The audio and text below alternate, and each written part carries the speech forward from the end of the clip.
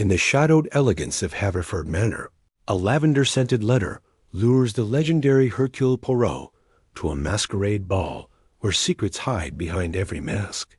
A stolen sapphire necklace sparks suspicion, but whispers of forbidden love, and a cryptic crest hint at a deeper mystery. Who is the enigmatic Lady Beatrice, and why does her gaze stir Poirot's heart? As heated arguments echo in moonlit gardens and a gunshot shatters the night, Poirot unravels a web of betrayal, blackmail, and hidden identities. Will he solve the theft before the mastermind strikes again, or will this puzzle of passion ensnare even his brilliant mind? Dive into a romantic whodunit where every clue dances on the edge of danger. Chapter 1. The Whispered Invitation. The autumn rain pattered softly against the leaded windows of Hercule Poirot's London flat, a gentle rhythm that failed to distract the meticulous detective from the letter in his hands.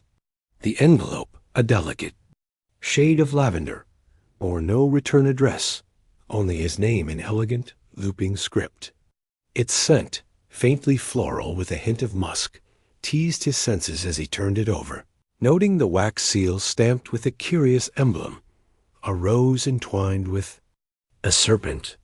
Intrigued, Poirot sliced it open with a silver letter opener, his movements precise, as if dissecting a clue. Inside, the note was brief, but tantalizing.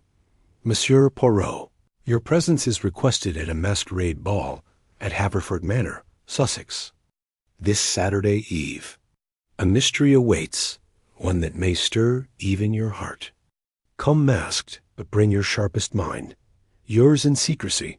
A friend. Poirot's mustache twitched as he reread the words.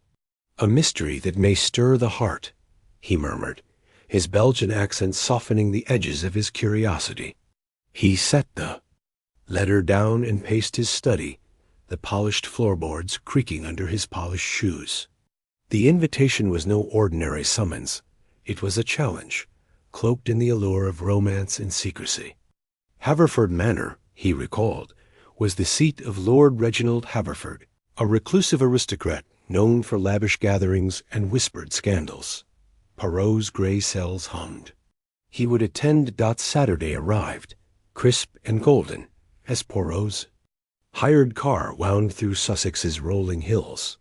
The manor loomed ahead, a Gothic sprawl of turrets and ivy, its windows aglow with the promise of revelry.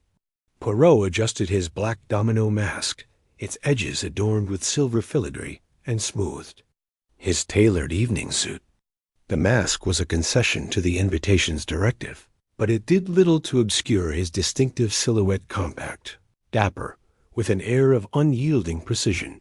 The grand hall of Haverford Manor buzzed with masked figures, their laughter, and clinking glasses weaving a tapestry of decadence.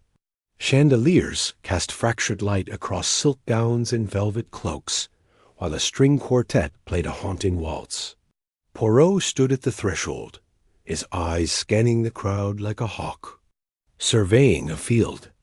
He noted the details: a gentleman's cufflink engraved with a stag, a lady's fan fluttering too quickly, betraying nerves.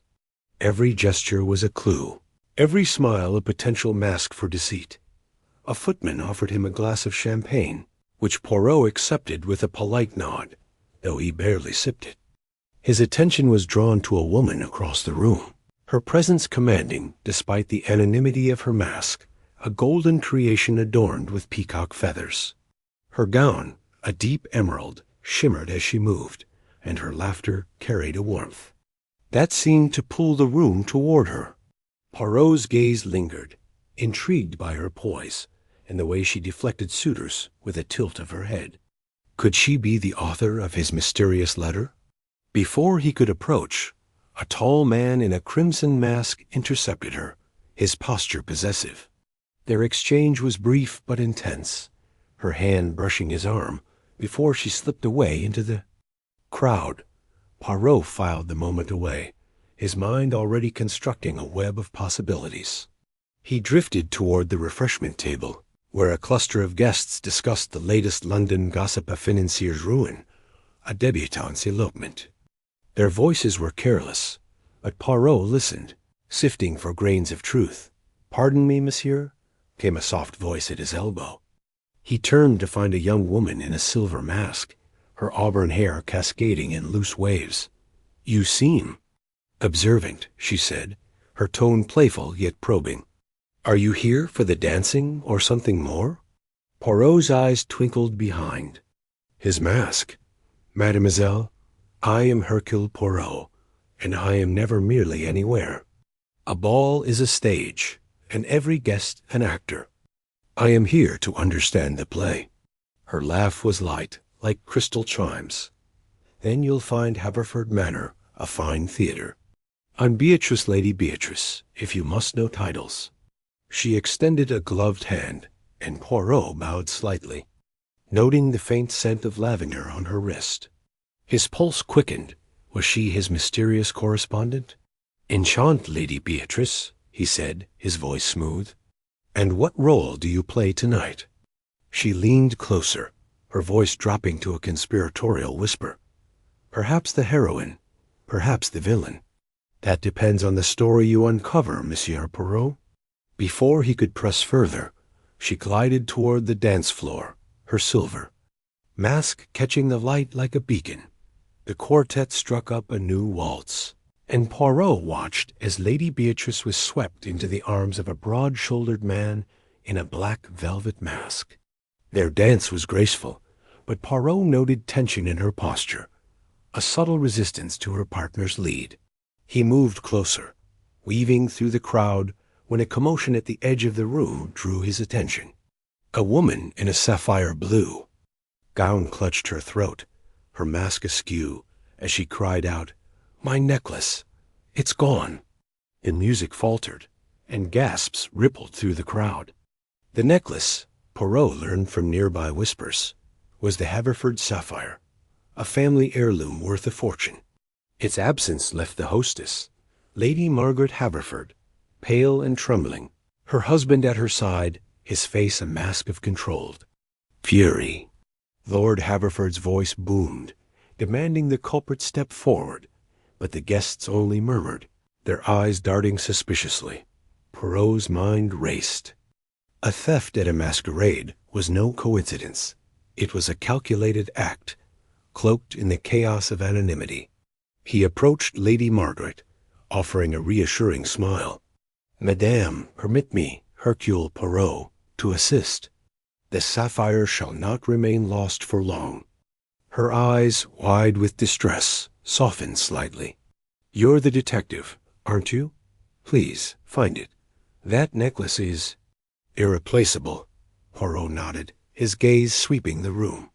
The thief was likely still among them, hidden behind a mask.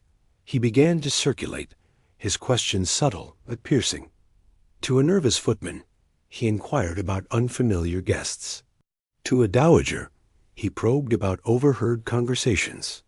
Each answer added a thread to his mental tapestry, but the pattern remained elusive dot as he passed a marble pillar.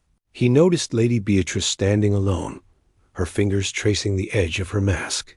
He approached, his tone light but deliberate. "Mademoiselle, a theft is a bold move in such company. Have you seen anything out of place?" Her eyes met his, sharp and assessing. "Only what one expects at a masquerade, monsieur. People hiding more than their faces." She paused, then added softly, "But I did see a man in a crimson mask near Lady Margaret, just before the outcry. He seemed overly attentive." Poirot's mustache twitched. "The crimson-masked man from earlier. Merci, Lady Beatrice. Your observation is most valuable." As she turned away, something slipped from her hand, a silk handkerchief, embroidered with the same rose and serpent crest as his invitation seal.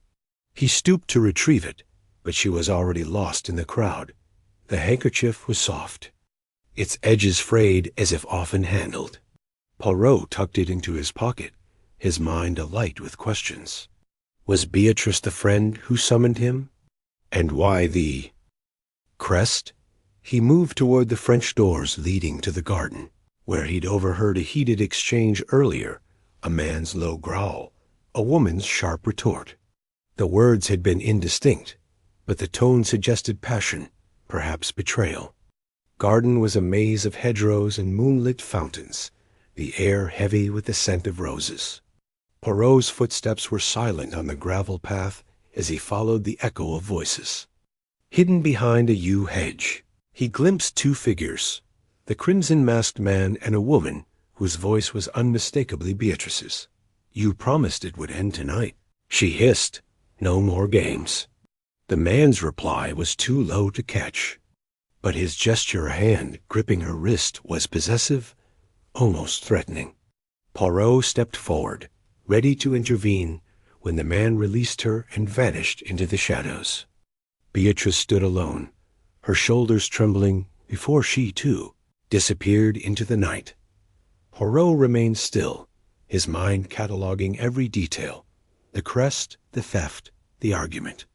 The sapphire's disappearance was no mere crime of greed. It was a thread in a larger tapestry, one woven with secrets of the heart. He returned to the ballroom, where the guests were dispersing, their masks no longer festive but sinister. Lord Haverford announced the ball would continue, but the mood was fractured, suspicion tainting every glance dot. As Poirot sipped a fresh glass of champagne, his eyes found Lady Beatrice across the room. She met his gaze, her expression unreadable, and raised her glass in a subtle toast. The gesture was fleeting, but it carried weight, a challenge, perhaps, or an invitation.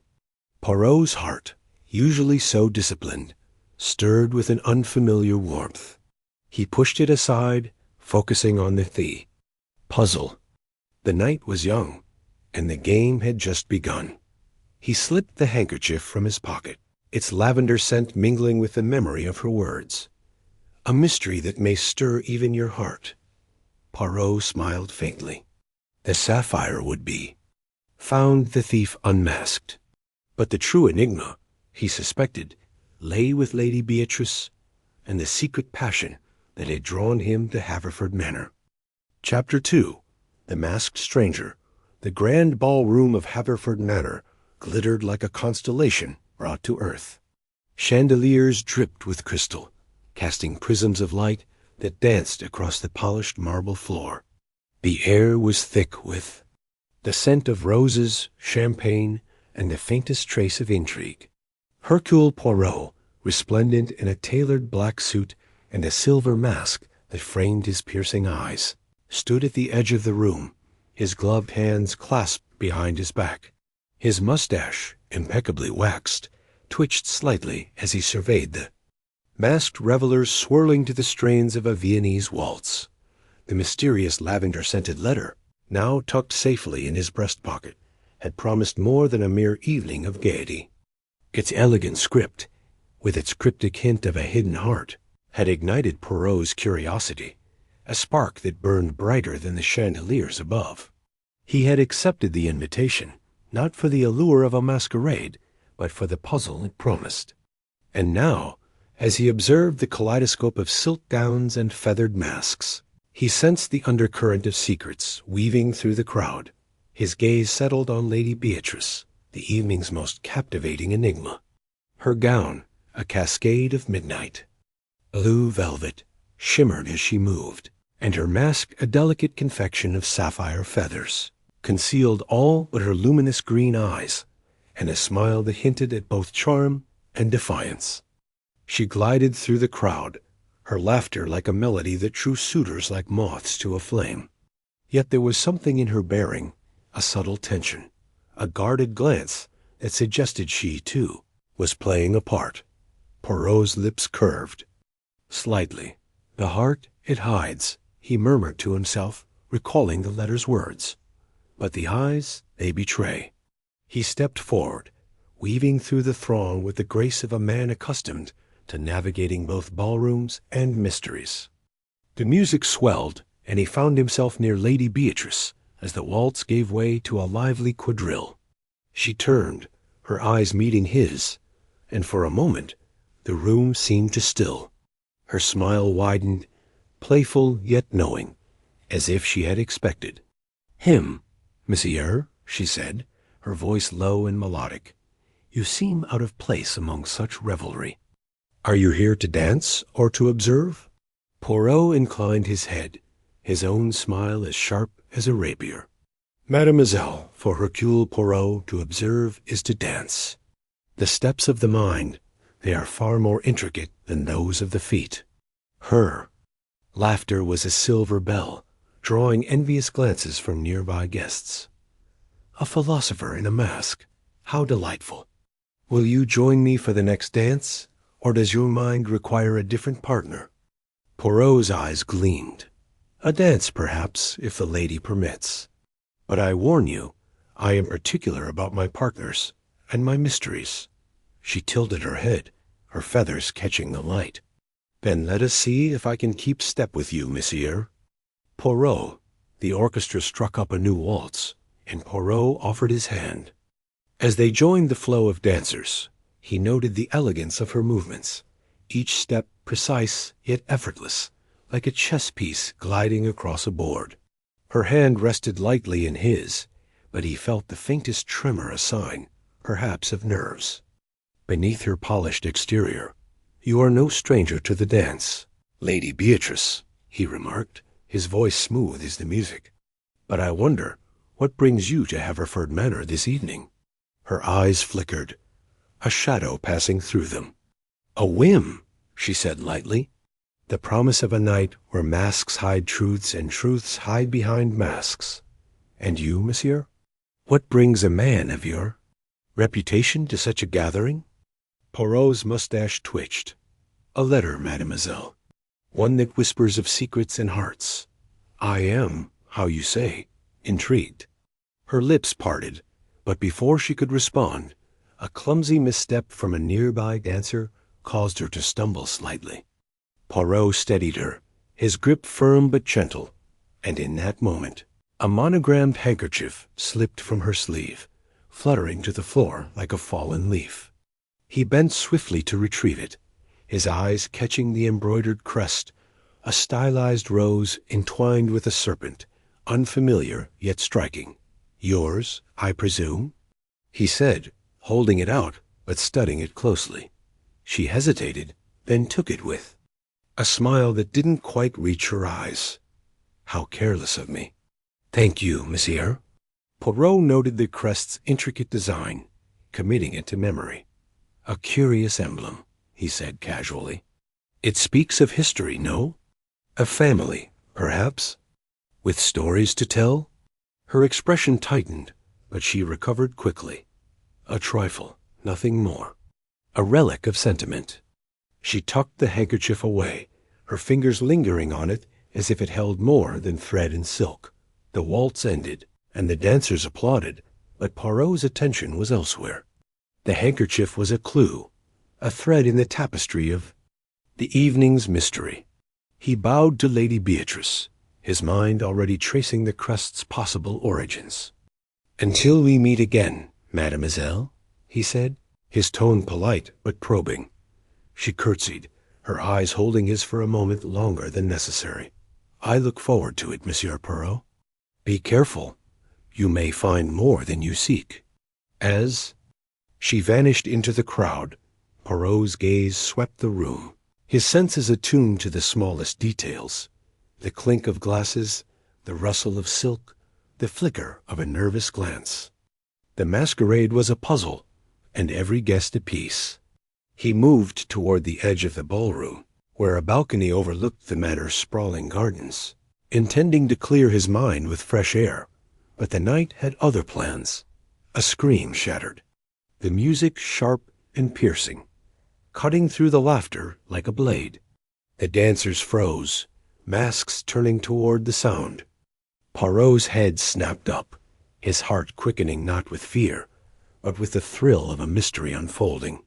The scream had come from the direction of the grand staircase, where the hostess, Lady Amelia Haverford, stood clutching her throat. Her face paled beneath her golden mask. "My necklace!" she cried, her voice trembling with rage and disbelief. "The sapphire necklace! It's gone!" A murmur rippled through the crowd. guests pressing forward to gape or retreat in suspicion. Poirot moved swiftly, his compact frame slipping through the throng with purpose. He reached Lady Amelia as the orchestra faltered, the notes dissolving into uneasy silence. "Madame," he said, his voice calm but commanding, "permit me to assist. When did you last see this necklace?" Lady Amelia, a statuesque woman with auburn hair piled high, turned her frantic eyes to him. "Just moments ago. I felt it on my neck during the quadrille." "It's priceless, monsieur. Poirot, a family heirloom." Poirot's gaze sharpened, scanning her gown for signs of tampering. The necklace, he recalled, had been a dazzling piece, a cascade of sapphires set in platinum, glinting like a starry night. Its absence left a stark emptiness at her throat. "And you felt nothing? No tug, no touch?" She shook her head, her hands trembling. "Nothing. It was there, and then gone." Lord Haverford, her husband, appeared at her side, his face flushed beneath a black domino mask. "This is an outrage," he bellowed.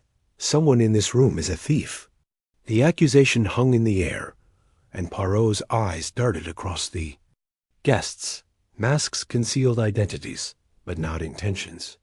He noted the jilted suitor, Captain Reginald Holt, clenching his fists, the nervous poet, Victor Grayson, hovering near the shadows, and Lady Beatrice, watching from a distance, her expression unreadable. "Monsieur, Madame," Poirot said, raising a hand to quell the rising panic, "there is no need for alarm. Hercule Poirot will find this necklace. But I must ask that no one leaves the manor. The thief, they are still among us." Lord Haverford nodded curtly, signaling to the footman to guard the exits. Poirot's mind was already at work, replaying the evening's events. The scream had come shortly after his dance with Lady Beatrice, and he recalled the argument he'd overheard in the garden earlier, a heated exchange about debts and promises. Could the theft be connected? And what of the handkerchiefs?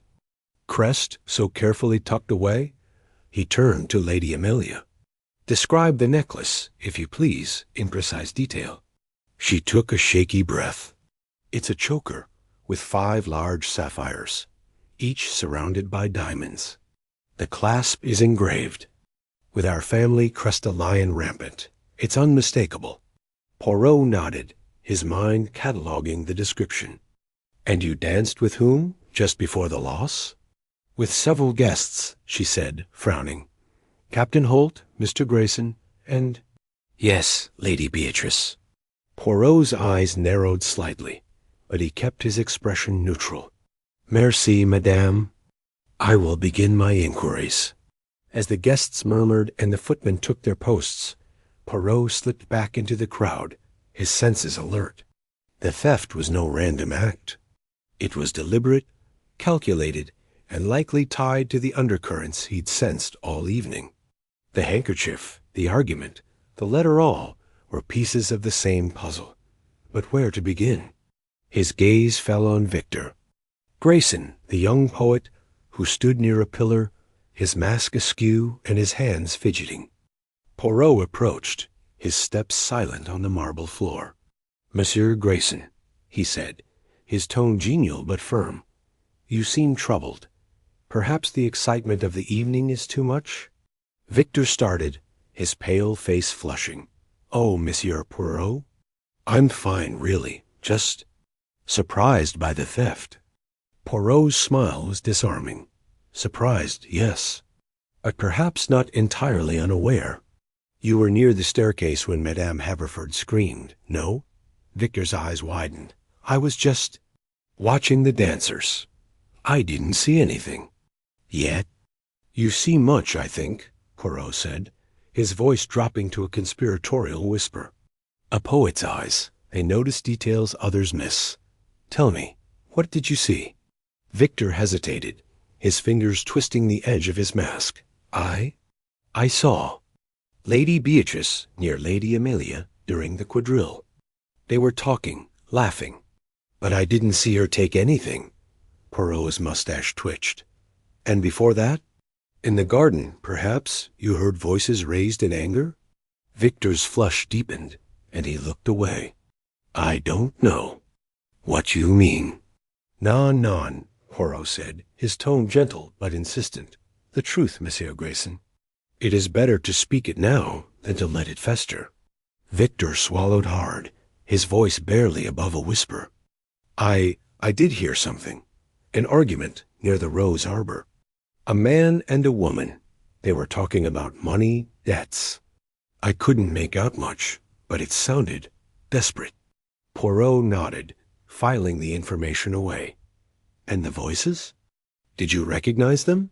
Victor shook his head. The masks, the darkness, it was hard to tell. But one of them mentioned a promise. That's all I heard. Merci, Poirot said, patting Victor's shoulder. You have been most helpful. Stay close, monsieur. I may need your poet's eyes again. As Victor retreated, Poirot's mind raced. The argument, the theft, the handkerchief all pointed to a web of motives with Lady Beatrice at its center. But was she the spider or a fly caught in its strands? He glanced at her across the room, where she stood sipping champagne, her eyes meeting his briefly before she turned away. The night was young, and the masquerade had only begun to reveal its secrets. Poirot slipped the handkerchief from his pocket, his fingers tracing the rose and serpent crest. It was a clue, a key to unlocking the mystery. He would find the necklace, yes, but more than that, he would uncover the truth behind the hidden art. The ballroom buzzed with whispers, but Poirot's focus was unwavering. He moved toward the garden doors, determined to retrace the path of the argument. The thief was clever, but Hercule Poirot was cleverer still. The game was afoot, and he would not rest until every mask was lifted. Chapter 3. Shadows in the library, the air in Haverford. Manor's library hung heavy with the scent of aged leather and polished oak, a sanctuary of knowledge tucked away from the glittering chaos of the masquerade ball. Hercule Poirot, his polished shoes clicking softly on the parquet floor, stepped into the dimly lit room, his sharp eyes scanning the towering shelves that stretched toward the vaulted ceiling. The faint hum of music from the ballroom drifted through the walls, a distant reminder of the revelry he had momentarily abandoned. But Poirot was not here for dancing or idle chatter. His mind, ever restless, churned with the fragments of the evening's puzzle. The stolen sapphire necklace, the cryptic argument overheard in the garden, and the monogrammed handkerchief he now carried in his pocket, its unfamiliar crest a silent challenge. The library was a labyrinth of shadows, its corners cloaked in darkness, despite the flickering glow of a single chandelier. Poirot's mustache twitched as he adjusted his bow tie, his senses attuned to the room's quiet secrets. He had always believed that a library held more than books. It held the whispers of those who sought its solitude.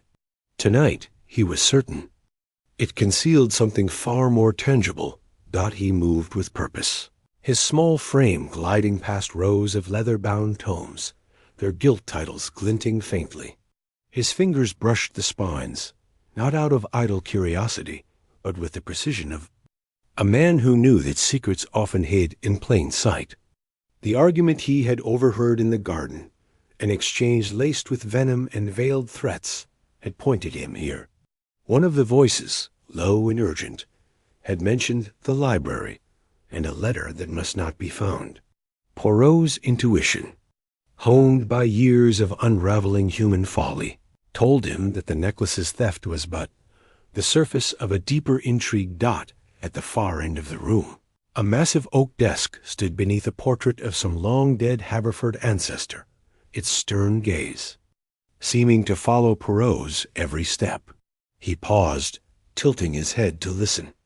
The manor was alive with sounds creaking floorboards, the distant clink of champagne glasses. But here, in this secluded haven, there was only silence, broken occasionally by the rustle of pages or the faint crackle of the fire in the hearth. Yet Poirot's instincts prickled. He was not alone. Turning toward a row of shelves near the window, he noticed a slight irregularity. One book, a thick volume of Shakespeare's tragedies, protruded ever so slightly from its neighbors. To an untrained eye, it was nothing, a careless shelving, perhaps. To Poirot, it was a beacon.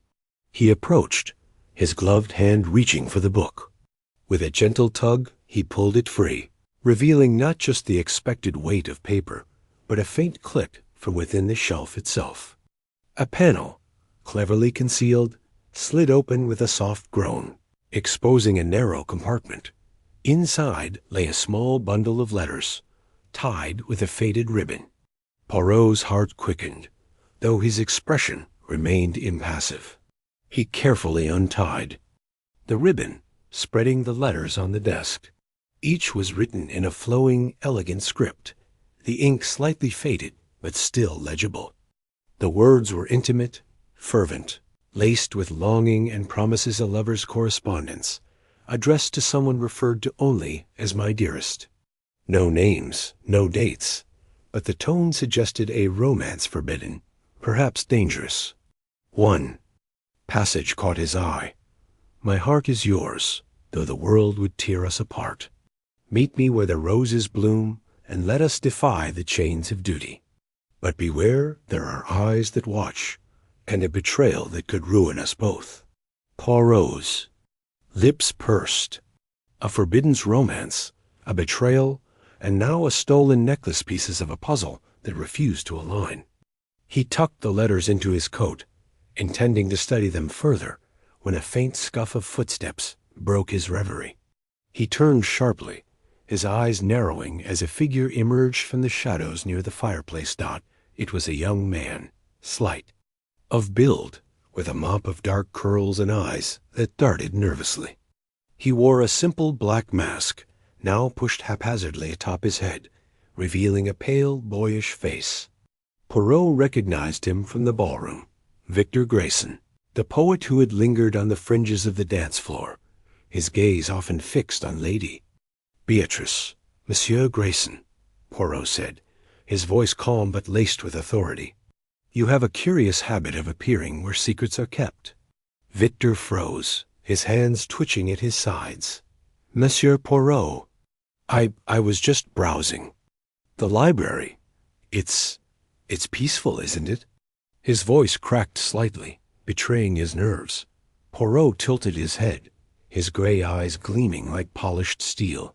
Peaceful, yes, but also a place where one might seek something specific, non? A book, perhaps, or a letter? Victor's face paled further, and he took a step back, his shoulder brushing against a shelf. I don't know what you mean. I was just looking for something to read. Shakespeare, maybe. Shakespeare, Poirot repeated, his tone almost playful. A fine choice. But tell me, Monsieur Grayson, why does a poet, so enamored of words, have ink on his cuff? He gestured to Victor's sleeve, where a faint smudge of black inks stood out against the crisp white fabric. Victor glanced down, his fingers instinctively covering the mark. It's nothing.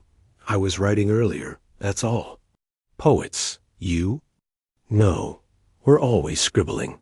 Indeed, Poirot said, stepping closer.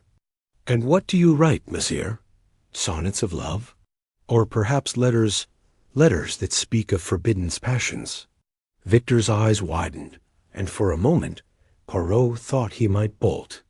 But the young man steadied himself, forcing a weak smile. You're mistaken, Monsieur Poirot. I'm just a guest here, like you. I don't know anything about letters or anything else. Poirot studied him, noting the tremor in his hands, the way his gaze flickered toward the hidden compartment, now closed.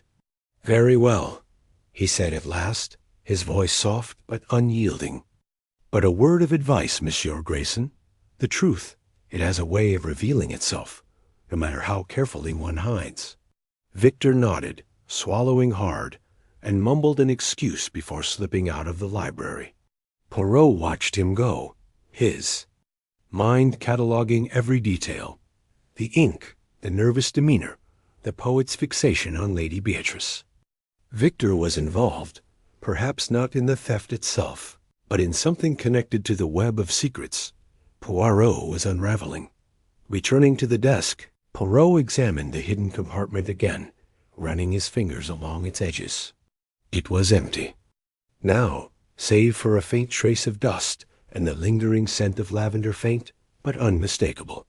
His thoughts flashed to the handkerchief in his pocket, its lavender perfume a match for the letter that had lured him to the ball.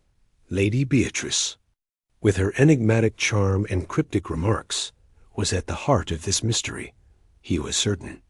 But was she a victim, a conspirator, or something else entirely?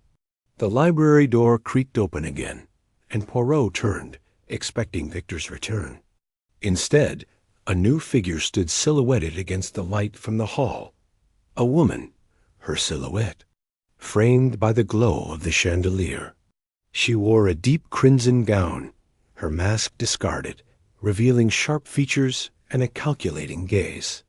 It was Eleanor Haverford, the hostess of the ball and the owner of the stolen sapphire necklace.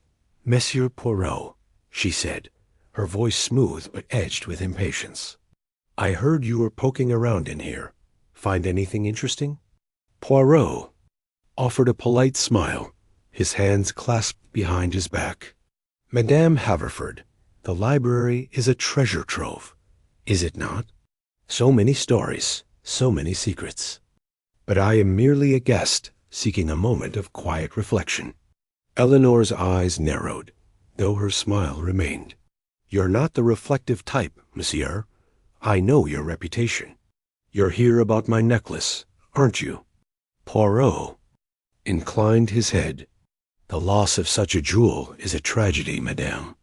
I have offered my services to recover it, as a matter of professional curiosity." "And have you found anything?" She pressed, stepping closer. Her perfume, sharp and floral, clashed with the library's musty air. "Clues, madame, are like stars in the daylight present, but not always visible. I am gathering them one by one." Eleanor's lips tightened, and for a moment Poirot glimpsed something beneath her polished exterior, fear, perhaps, or desperation. "I want that necklace back, Monsieur Poirot. It's not just a jewel. It's important." "Important, madame? In what way?" She hesitated, then waved a hand dismissively. "Sentimental value, of course. It was a gift from my late husband." Poirot nodded, though he doubted her words. Sentimental value did not explain the urgency in her voice, nor the way her eyes darted toward the bookshelf where the letters had been hidden. "Rest assured, madame, Hercule Poirot does not fail in matters of theft or of the heart." Eleanor studied him for a moment, then turned to leave. "See that you don't," she said over her shoulder. "And be careful, monsieur. Haverford Manor has its shadows." As the door closed behind her, Poirot's gaze returned to the bookshelf. Eleanor's visit was no coincidence. She knew something, perhaps about the letters or the argument in the garden. The necklace, he suspected, was a pawn in a larger game, one that involved love, betrayal, and possibly something far more dangerous. He moved to the window, parting the heavy curtains to let in a sliver of moonlight. The garden below was a maze of hedges and roses, their petals silvered by the night. His thoughts drifted to the argument he had overheard.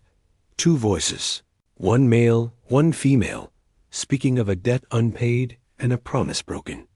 The female voice, he was almost certain, had been Lady Beatrice's. The male, however, remained a mystery. Victor, Lord Haverford, or someone else entirely? Poirot's fingers brushed the handkerchief in his pocket, its embroidered crest a silent accusation. He would need to trace its origins, but that would require access to the manor's records, or a conversation with Beatrice herself. The latter, he admitted, held a certain appeal. Her wit, her grace, the way her eyes seemed to hold 1,000 unspoken truths, these were distractions he could ill afford. Yet they stirred something in him, a flicker of sentiment he rarely.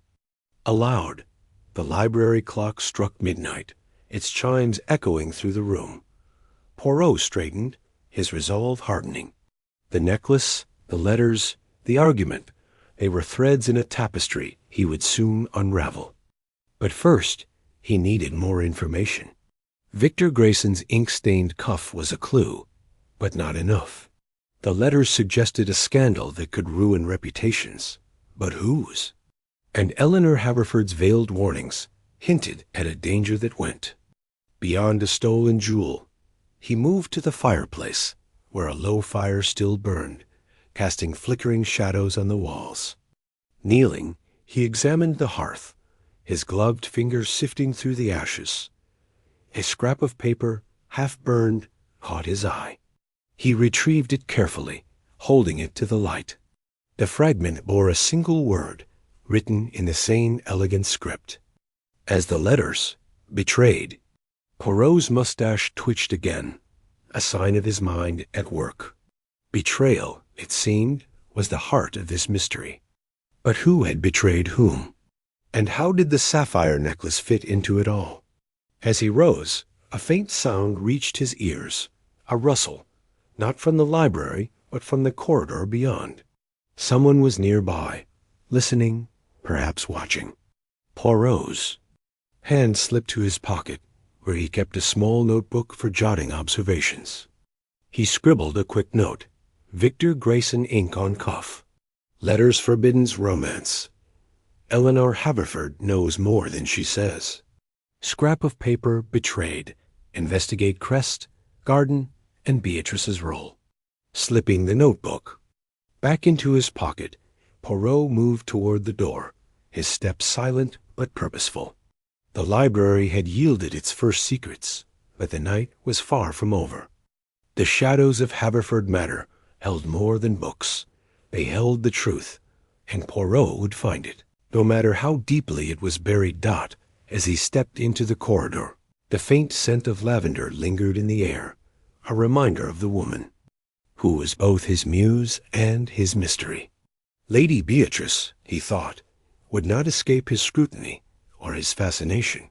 The game, as they say, was afoot. Chapter 4. The Garden Rendezvous. Moon hung low over Haverford Manor, its silver light spilling across the sprawling gardens like a conspirator's whisper. Hercule Poirot, his polished shoes silent on the dew-kissed grass, moved with the precision of a cat stalking its prey. The air was thick with the scent of jasmine and secrets, and the distant hum of the masquerade ball faded as he ventured deeper into the labyrinth of hedges and rosebeds. The argument he'd overheard earlier, an exchange laced with venom and veiled threats, had drawn here to the heart of the manor's shadowed grounds, where he sensed the threads of this mystery were beginning to tangle. Poirot adjusted his bow tie, his mustache twitching as he catalogued the evening's clues. The missing sapphire necklace, Lady Beatrice's monogrammed handkerchief with its unfamiliar crest, and the heated words that had drifted from this very garden. The night was alive with possibility, and Poirot thrived in such moments, when the world's chaos could be distilled into order by the little gray cells of his mind. The garden was a masterpiece of design, its paths curving like the lines of a sonnet. Tall yew hedges formed private alcoves, and marble statues stood as silent sentinels, their eyes seeming to follow Poirot's every step. He paused near a fountain, its water gurgling softly, and strained his ears. The argument had come from this direction, he was certain. A man's voice, sharp with accusation, and a woman's, low and pleading. Could it have been Lady Beatrice? Her charm had captivated him during their dance, but her cryptic remark about a hidden heart lingered like a riddle unsolved. A rustle in the bush snapped Poirot's attention to the left. He stepped forward, his cane tapping lightly against the stone path, and peered into the shadows. The moonlight revealed a narrow gap in the hedge, barely wide enough for a person to slip through. His curiosity piqued, Poirot eased through the opening, emerging into a secluded clearing ringed by roses in full bloom. Their thorns glinted like tiny daggers, and their scent was almost overpowering, mingling with a faint trace of lavender reminiscent of the mysterious letter that had brought him. To this manor dot, in the center of the clearing, stood a wrought iron bench, and upon it sat two figures, their silhouettes sharp against the moon's glow. One was unmistakably Lady Beatrice, her elegant frame draped in a gown of midnight blue, her mask discarded on the bench beside her. The other was a man, his face obscured by a hooded cloak, his posture tense. Their voices were hushed, but Poirot's keen hearing caught fragments of their conversation. "You swore the promise would be kept," the man said, his tone a mix of desperation and menace. "I've waited too long, Beatrice." "Patience, my dear," Lady Beatrice replied her, voice smooth as velvet, yet edged with steel. "The heart cannot be rushed, nor the plan undone. You know what's at stake." Poirot crouched behind a rosebush, careful not to disturb a single petal. His mind raced, piecing together the implications. A promise, a heart, a plan. These were not the words of idle lovers, but of conspirators, perhaps bound by something far darker than romance. The theft of the sapphire necklace, he suspected, was no mere crime of greed. It was a thread in a larger tapestry, one he was only beginning to unravel. The man leaned closer, his hand brushing Beatrice's arm. "If Haverford suspects, we're finished. The necklace was a mistake." Beatrice pulled away, her laugh sharp and mirthless. "A necessary distraction. Let them chase shadows while we secure the true prize." Poirot's eyes narrowed. The true prize? His fingers tightened around his cane. The necklace, then, was a feint, a glittering lure to divert attention from a deeper scheme. But what? And why had Beatrice, with her poise and charm, entangled herself in such a plot? Her handkerchief, with its enigmatic crest, burned in his memory. Was it a clue to her true identity, or a deliberate misdirection? Before he could ponder further, the man stood abruptly, his cloak swirling. "Tomorrow, then, at the hour agreed. Don't fail me, Beatrice." He turned to leave, his boots crunching on the gravel path. Poirot pressed himself deeper into the shadows, his heart steady despite the risk of discovery. Beatrice remained seated, her gaze fixed on the roses, her fingers tracing the edge of her discarded mask. The man vanished into the hedge, and Poirot waited, counting the seconds until he was certain the stranger was gone. He emerged from his hiding place, stepping into the clearing with deliberate calm. "Bonsoir, Lady Beatrice," he said, his voice soft but carrying the weight of accusation. "The night is full of surprises, is it not?" Beatrice started, her hand flying to her chest, but she recovered quickly, her lips curving into a smile that was equal parts charm and defiance. "Monsieur Poirot, you are a man of unexpected habits. Eavesdropping in gardens? Hardly the pastime of a gentleman." Poirot inclined his head, unruffled. "A gentleman, perhaps, but also a detective. And the garden, it whispers secrets to those who listen. Tell me, what is this promise you keep, and what is the true prize you seek?" Her eyes flickered, but her composure held. "You misheard, monsieur. A private conversation, nothing more." "Surely a man of your refinement understands discretion." "Discretion, oui, but also truth," Poirot countered, stepping closer. "The sapphire necklace is missing. A scream has pierced the night, and now I find you in a clandestine meeting, speaking of promises and prizes. These are not the ingredients of an innocent evening, non?" Beatrice rose, her movements graceful yet deliberate, like a chess player positioning a queen. "You see conspiracies where there are only shadows, Monsieur Poirot. I am a guest here, nothing more. As for the necklace, I know nothing of its fate." Poirot's mustache twitched. "And yet you leave clues in your wake. A handkerchief, perhaps with a crest that does not belong to the Haverford family." a scent of lavender that matches a certain letter. These are not shadows, Lady Beatrice, they are footprints. Her smile faltered for a fraction of a second, but she recovered, tilting her head. You are clever, monsieur, but cleverness can lead one astray. I suggest you focus on the theft, not on chasing ghosts. She moved to leave, but as she passed the bench, something slipped from her hand, a single rose. Its stem snapped, its thorns gleaming in the moonlight. It fell to the ground, unnoticed by her, but not by Poirot. He waited until she had disappeared through the hedge before retrieving it, holding it carefully by the stem. The rose was unlike any in the garden, its petals a deep crimson with veins. Of black, its thorns unusually long and sharp. A hybrid, perhaps, or a cultivar bred for a specific purpose. Poirot tucked it into his pocket, his mind already sketching its significance. He returned to the main path, his thoughts a whirlwind of connections.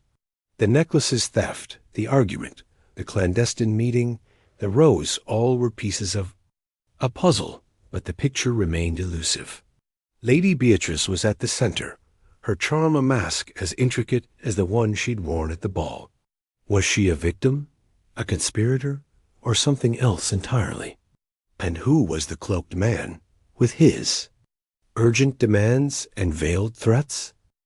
The manor loomed ahead, its windows glowing with the warmth of the ongoing festivities. Poirot paused, glancing back at the garden. The moonlight cast long shadows, and for a moment he imagined the roses whispering to one another, guarding their secrets. He straightened his jacket, his resolve firm. The night was young, and the game was afoot. Back inside, the ball was in full swing, the air thick with laughter and the clink of champagne glasses. Poirot navigated the crowd, his eyes scanning for familiar faces. Victor Grayson, the nervous poet, stood near a pillar, his gaze darting about as if expecting pursuit. Captain Reginald Holt, the dashing officer with a temper, was deep in conversation with a group of admirers, his laughter forced. And Lord Haverford, the manor's owner, moved through the room with the strained smile of a man carrying a heavy burden. Poirot approached a servant, a young woman with sharp eyes and a tray of drinks. Mademoiselle, a moment, he said, his tone warm but authoritative. The gardens of Haverford Manor are magnifique, non? Tell me, are the roses a particular pride of the estate? The servant blinked, surprised by the question. The roses, sir? They're lovely, I suppose, but not many go out there at night. Too many thorns, and the paths are tricky. The head gardener, Mr. Thorne, he's particular about them. Grows some rare ones in the west clearing. Rare ones, you say? Poirot's interest sharpened. And this Mr. Thorne, he is here tonight? She shook her head. No, sir. He keeps to himself, lives in a cottage by the orchard, says the roses don't like crowds. Merci, mademoiselle, Poirot said, slipping her a coin. He turned away, his mind racing. A gardener who cultivated rare roses, a clearing where secrets were exchanged, and a rose unlike any other. The pieces were beginning to align, but the puzzle was far from complete. He made his way to the library, hoping to cross-reference the crest on Beatrice's handkerchief with the manor's records. The room was quiet, its shelves towering with leather-bound volumes. Poirot lit a single candle, its flame casting flickering shadows across the walls. He began his search, his fingers tracing the spines of books on heraldry and botany. A slim volume on rare flora caught his eye, and he pulled it from the shelf, flipping to a section on roses. There, in precise ink, was an illustration matching the rose in his pocket. Rosa nocturna, a hybrid bred for its striking appearance and potent scent, often used in clandestine societies as a symbol of secrecy. The text noted its rarity, cultivated only by a few dedicated growers. Poirot's pulse quickened. If Mr. Thorne was growing Rosa nocturna, he might be more than a simple Gardener. A creak from the hallway interrupted his thoughts. Poirot extinguished the candle and slipped behind a curtain, his breath steady. The door opened, and a figure entered, moving with purpose toward the bookshelf.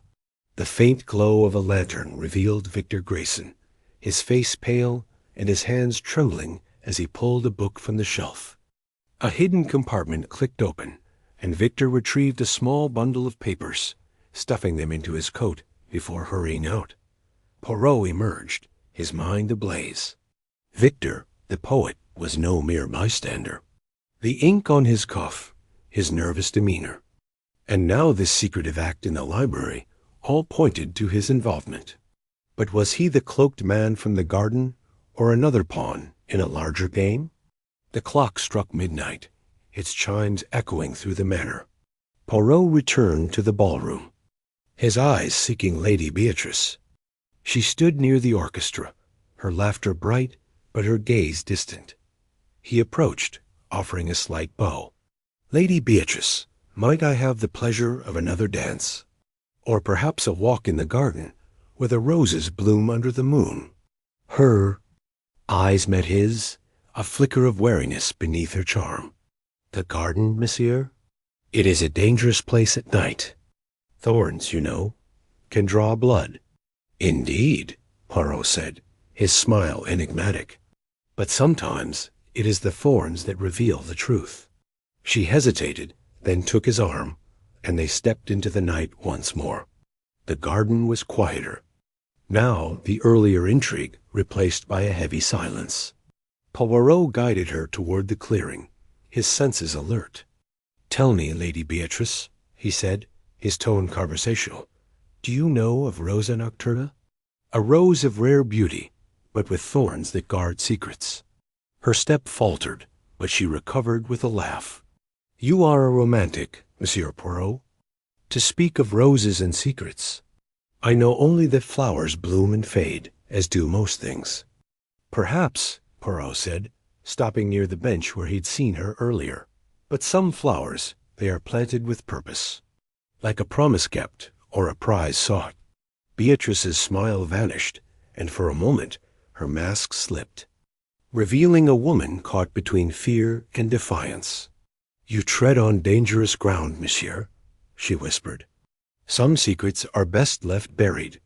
Before Poirot could press further, a shout rang out from the manor, followed by the sound of running footsteps. A servant burst into the garden, his face pale. "Monsieur Poirot, come quickly. There's been another theft, a ruby brooch, gone from Lady Margaret's gown." Poirot's eyes locked with Beatrice's, searching for a telltale sign. She met. His gaze, her expression unreadable.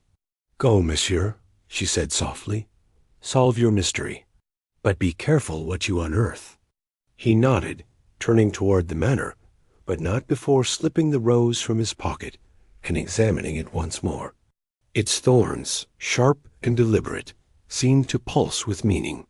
The thefts, the argument, the meeting, the rose, all were connected.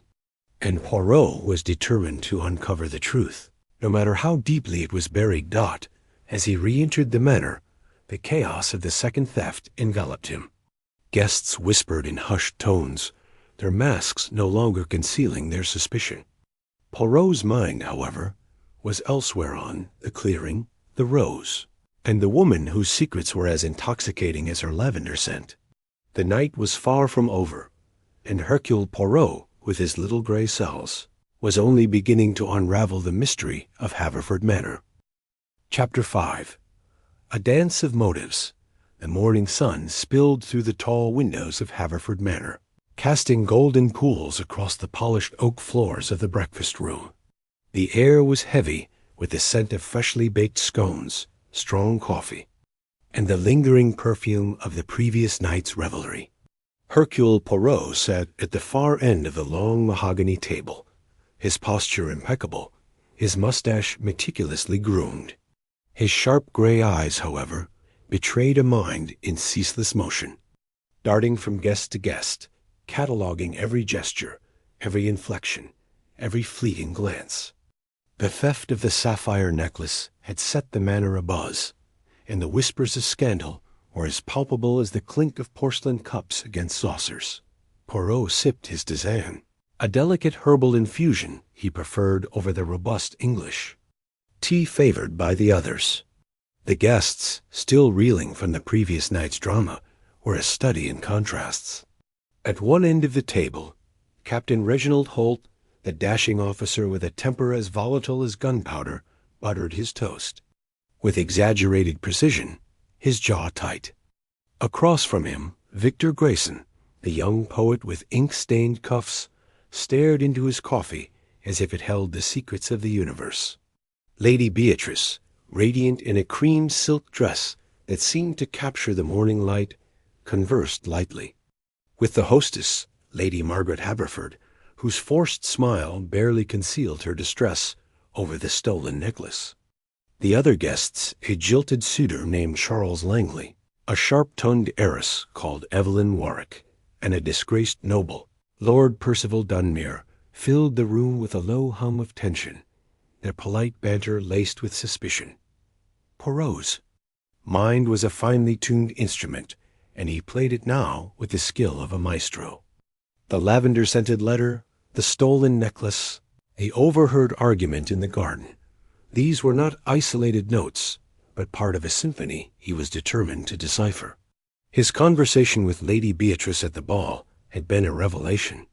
Her wit, her poise, the faint trace of melancholy in her eyes, it stirred something in Poirot, a flicker of admiration that he quickly suppressed.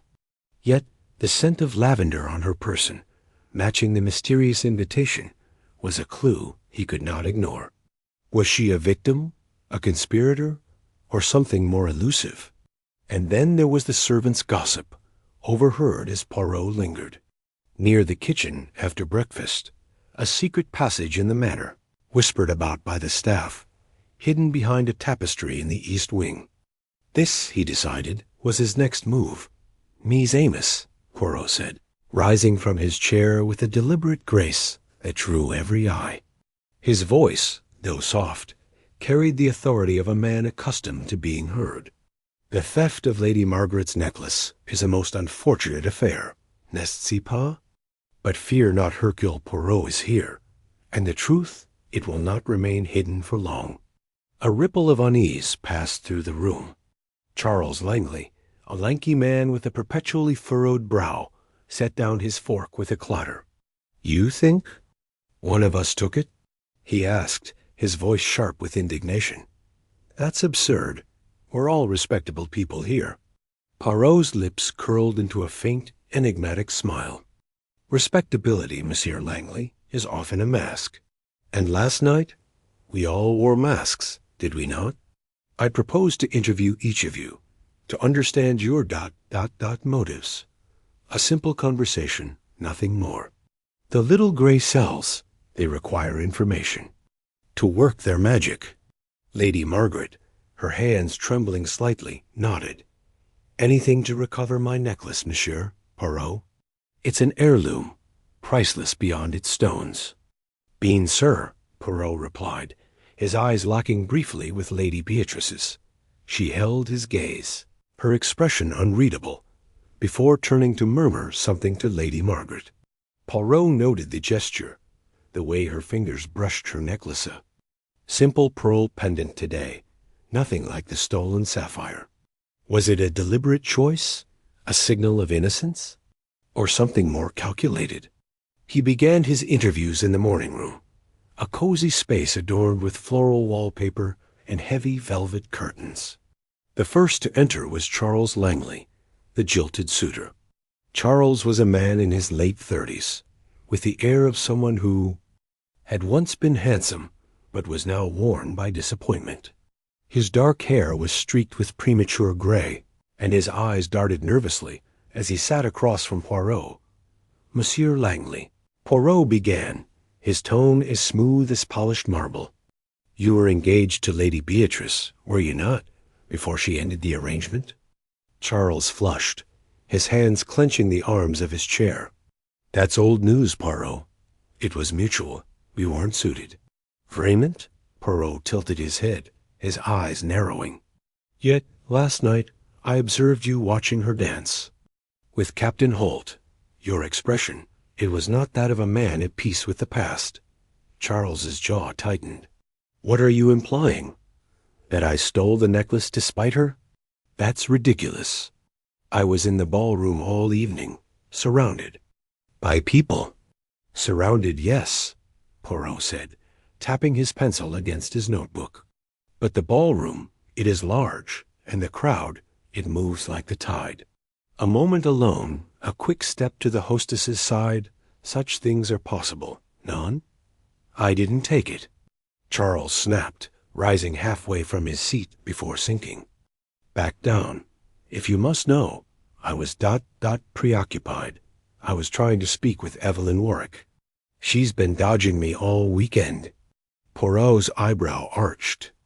"Mademoiselle Warwick? And why is this?" Charles hesitated, his fingers twisting a napkin. She holds a debt of mine. A gambling debt from Monte Carlo last year. I owe her a substantial sum, and she's been pressing me to pay. I thought I could reason with her last night, but she brushed me off.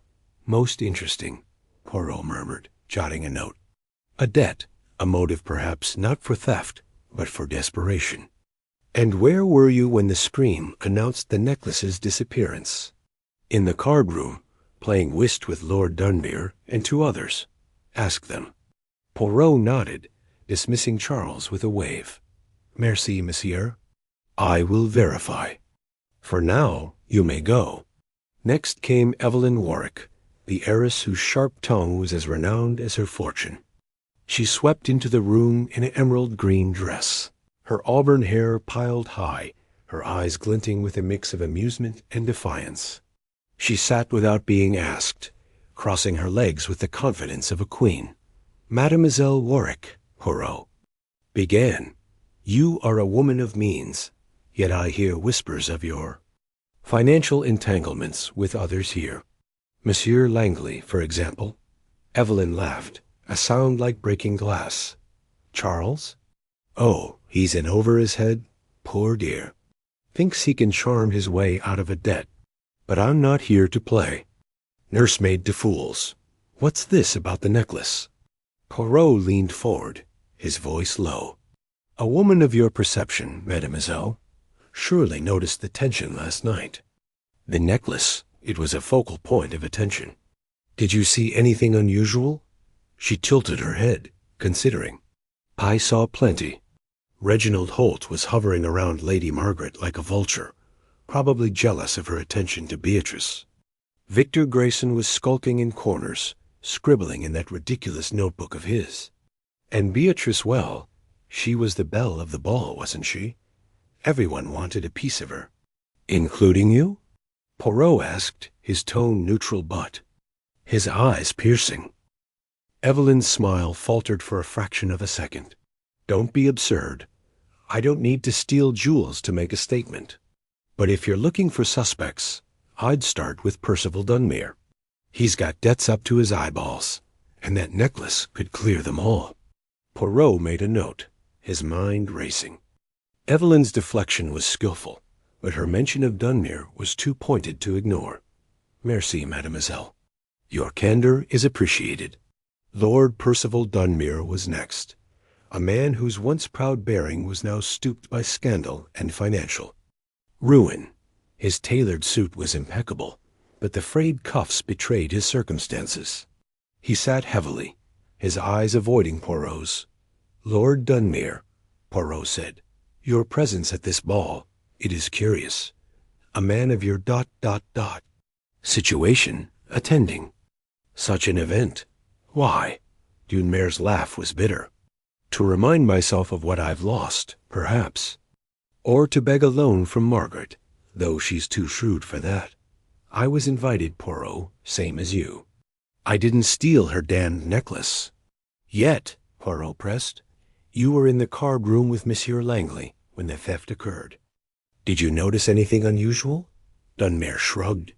Charles was distracted, kept glancing at the door. Probably pining for Beatrice. The game was dull to many amateurs. I stepped out for a cigar just before the scream. Saw nothing. Poirot's pencil paused. You stepped out? Alone? For 5 minutes, maybe. Smoked in the corridor. Nobody. Saw me, if that's what you're getting at. Precisement, Poirot said, his voice soft but edged with steel. 5 minutes. It is enough time for many things, non? Dunmere's face reddened, but he said nothing more. Poirot dismissed him, his mind already turning to the next piece of the puzzle, Lady Beatrice. She entered the room like a breeze, her cream silk dress rustling softly, her lavender perfume preceding her. Poirot felt that flicker of admiration. Again, swiftly buried beneath his professional detachment. She sat gracefully, her hands folded in her lap, her eyes meeting his with a quiet intensity. Lady Beatrice, Poirot began, your presence last night, it was ... magnetic. Yet I sense a shadow behind your charm. The lavender-scented letter. That brought me here. It carries your fragrance. A coincidence, perhaps? Her smile was faint, almost wistful. You notice everything, don't you, Monsieur Poirot? Yes, the letter was mine. I invited you because I knew your reputation. I thought ... perhaps you could help. Help with what, madame? Poirot leaned forward, his voice gentle but insistent. The necklace? Or something more personal? She hesitated, her fingers tightening around a small pearl ring on her left hand. I can't say, not yet. But the necklace, it's not just about jewels. It's a symbol, a message. Someone wanted to hurt Margaret, or perhaps me. You? Poirot's eyes narrowed. Why you, madame? She looked away, her gaze settling. On the window. I have a past, Monsieur Poirot. Not everyone here wishes me well. But I swear, I didn't take the necklace. I was dancing with Captain Holt when it happened. Poirot nodded, noting the tremor in her voice. And this past? It involves Captain Holt? Or perhaps Monsieur Grayson? Her eyes snapped back to his, sharp and guarded. You're fishing, monsieur. I've said enough. Perhaps, Poirot said, his smile enigmatic. But the truth, it has a way of surfacing, non? She rose, her composure intact, but her eyes betraying a flicker of fear. I trust you'll find it, then. As she left, Poirot sat back, his fingers steepled. The interviews had revealed much. Charles's lingering resentment, Evelyn's sharp-edged ambition, Dunmere's desperation, and Beatrice's secrets. But it was the servant's gossip about the secret passage that gnawed at him. A passage could explain the necklace's disappearance, a thief slipping away unseen. He resolved to find it. That afternoon, Poirot wandered the east wing, his steps silent on the thick Persian rugs. The corridor was lined with portraits of stern-faced Haverfords, their eyes seeming to follow him. He paused before a heavy tapestry depicting a medieval hunt, its colors faded, but its weight substantial. Running his fingers along its edge, he felt a draft faint, but unmistakable. With a gentle tug, he pulled the tapestry aside, revealing a narrow wooden panel. A soft push, and it clicked open, exposing a dark, musty passage. Poirot's heart quickened. He lit a small pocket torch, its beam cutting through the gloom. The passage was narrow, its walls lined with damp stone, cobwebs clinging to the corners. He stepped inside, his shoes echoing softly. The air was thick with the scent of earth and age, and he moved cautiously, aware that any noise could betray him. The passage twisted downward, leading to a small chamber. There, on a dusty ledge, sat a brass candelabrum, its candles long burned. Out, beside it was a single sheet of paper, yellowed with age, bearing a sketch of the manor's layout. Poirot pocketed it, his mind racing. The passage was no mere relic. It was a tool used recently, perhaps by the thief Dot as he turned to leave. A faint rustle stopped him. He froze, his torch sweeping the shadows. Nothing. but the hairs on his neck prickled. Someone had been here, or was here still. He retreated, his steps measured, his senses alert. Back in the corridor, he replaced the tapestry, his mind already plotting his next move. That evening, the manor hosted a small musicale, a distraction from the theft. Poirot stood at the edge of the drawing room, watching the guests. Beatrice played the piano, her fingers coaxing a haunting melody from the keys. Victor Grayson hovered near her, his eyes adoring. Reginald Holt stood by the fireplace, his gaze dark and brooding. Evelyn Warwick whispered to Charles Langley, her laughter sharp. And Lord Dunmere, nursing a brandy, looked like a man on the edge of ruin. Poirot's eyes lingered on Beatrice. Her music was a confession, each note heavy with unspoken truths. He thought of the lavender letter, the handkerchief, the rose in the garden. She was at the heart of this mystery, but whether as victim or orchestrator, he could not yet say. As the final notes of the piano faded, Poirot slipped away, the sketch of the passage burning in his pocket. He would explore it again, but first, he needed to speak to the servants. The gossip about the passage had come from a young maid, Elsie, whose nervous glances suggested she knew more than she'd let on. He found her in the kitchen, polishing silver, her hands trembling. "Mademoiselle Elsie," Poirot said, his voice soft but commanding, "you spoke of a secret passage. Tell me, who else knows of it?" Elsie's eyes widened, her cloth pausing.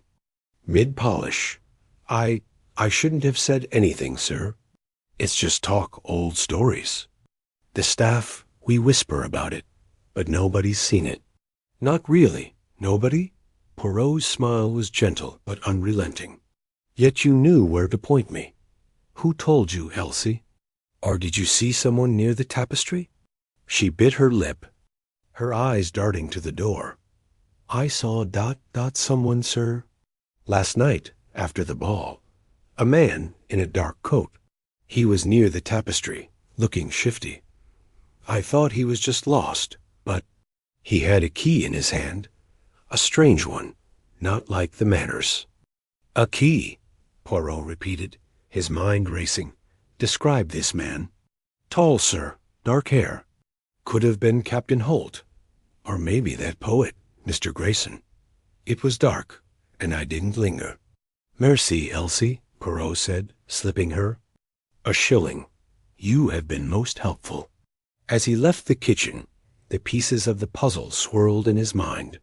A secret passage, a mysterious key, a lavender letter, a stolen necklace, and a cast of suspects, each with their own motives.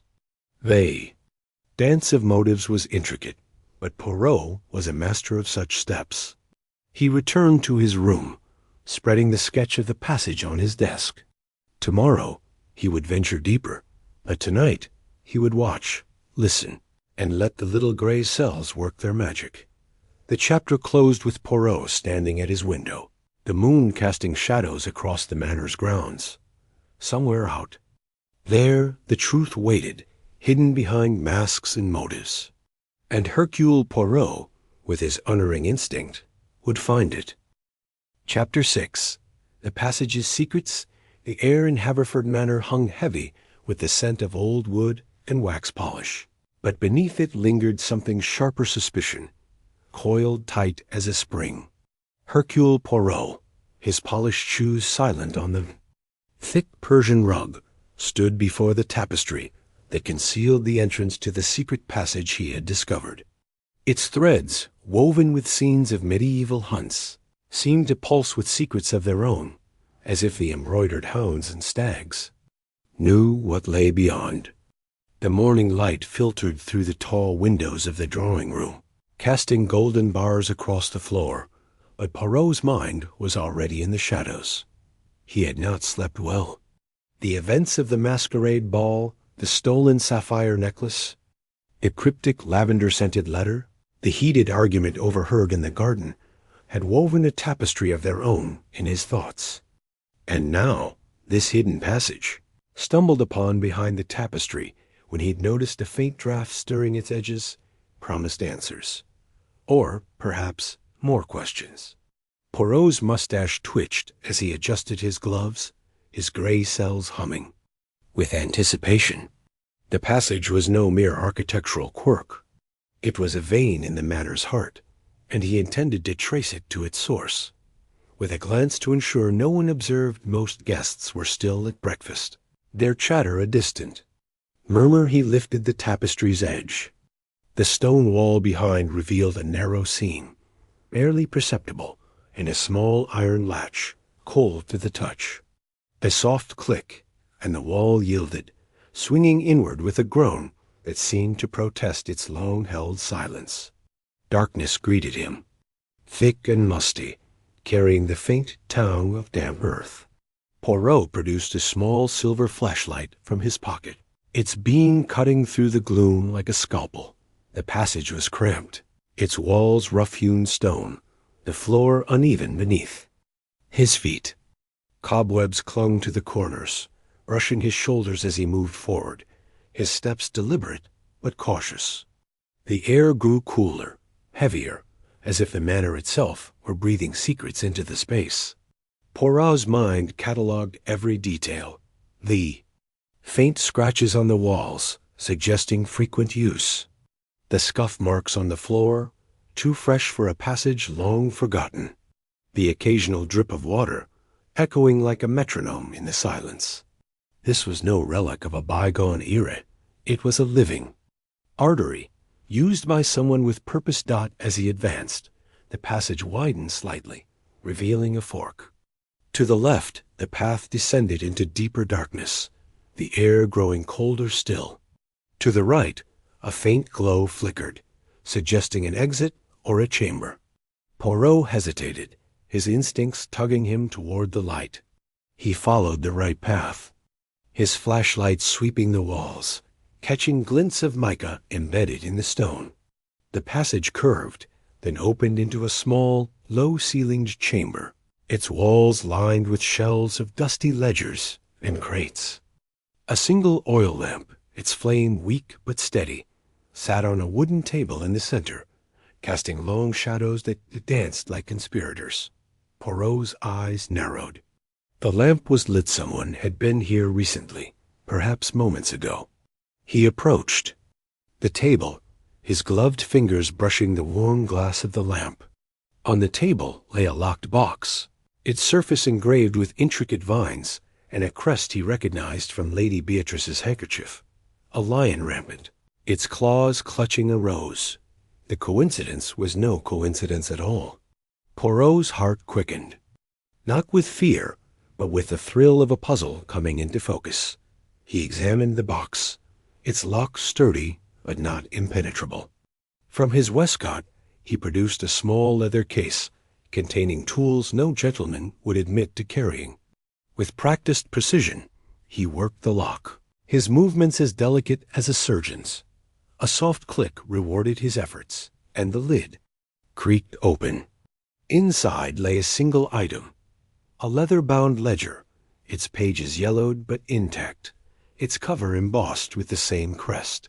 Poirot lifted it carefully, as if it might crumble under scrutiny, and opened it to the first page. The ledger was a cipher, its entries written in a code of numbers and abbreviations, interspersed with dates and initials. Poirot's brow furrowed as he traced a finger over the first line. The 3rd of December 24, LH to RC, 5000-vellum. The numbers suggested currency, but the context was elusive. Further entries mentioned sapphire, debt, and promise, words that echoed the whispers of the ball. One entry, dated only a week prior, read, B to H, exchange at midnight, Rose. Poirot's mind seized on the initial B. Beatrice and Hay Haverford. The ledger was a map of transactions, but whether they were financial, romantic, or criminal, he could not yet say. He flipped through the pages, deciphering as he went. The code was not complex substitution ciphers, where child's play to a mind like his, but it required context. Names were obscured, but patterns emerged. Payments to unknown parties, references to collateral, and most intriguing, a recurring mention of the vault. Poirot's lips pursed. A vault suggested wealth or secrets worth more than gold. He needed more time, but the chamber's oppressive silence pressed against him, urging haste. A sudden noise, a sharp clatter, like metal on stone, shattered the quiet. Poirot froze, his flashlight snapping off, plunging the chamber into near darkness save for the lamp's feeble glow. The sound came from the left passage, the one he had not explored. His pulse quickened, but his mind remained sharp, calculating. Someone else was in the passage. A thief? A conspirator? Or merely a servant stumbling upon the manor's secrets? Poirot slipped the ledger into his coat, its weight reassuring, and pocketed a loose scrap of paper that had fallen from its pages.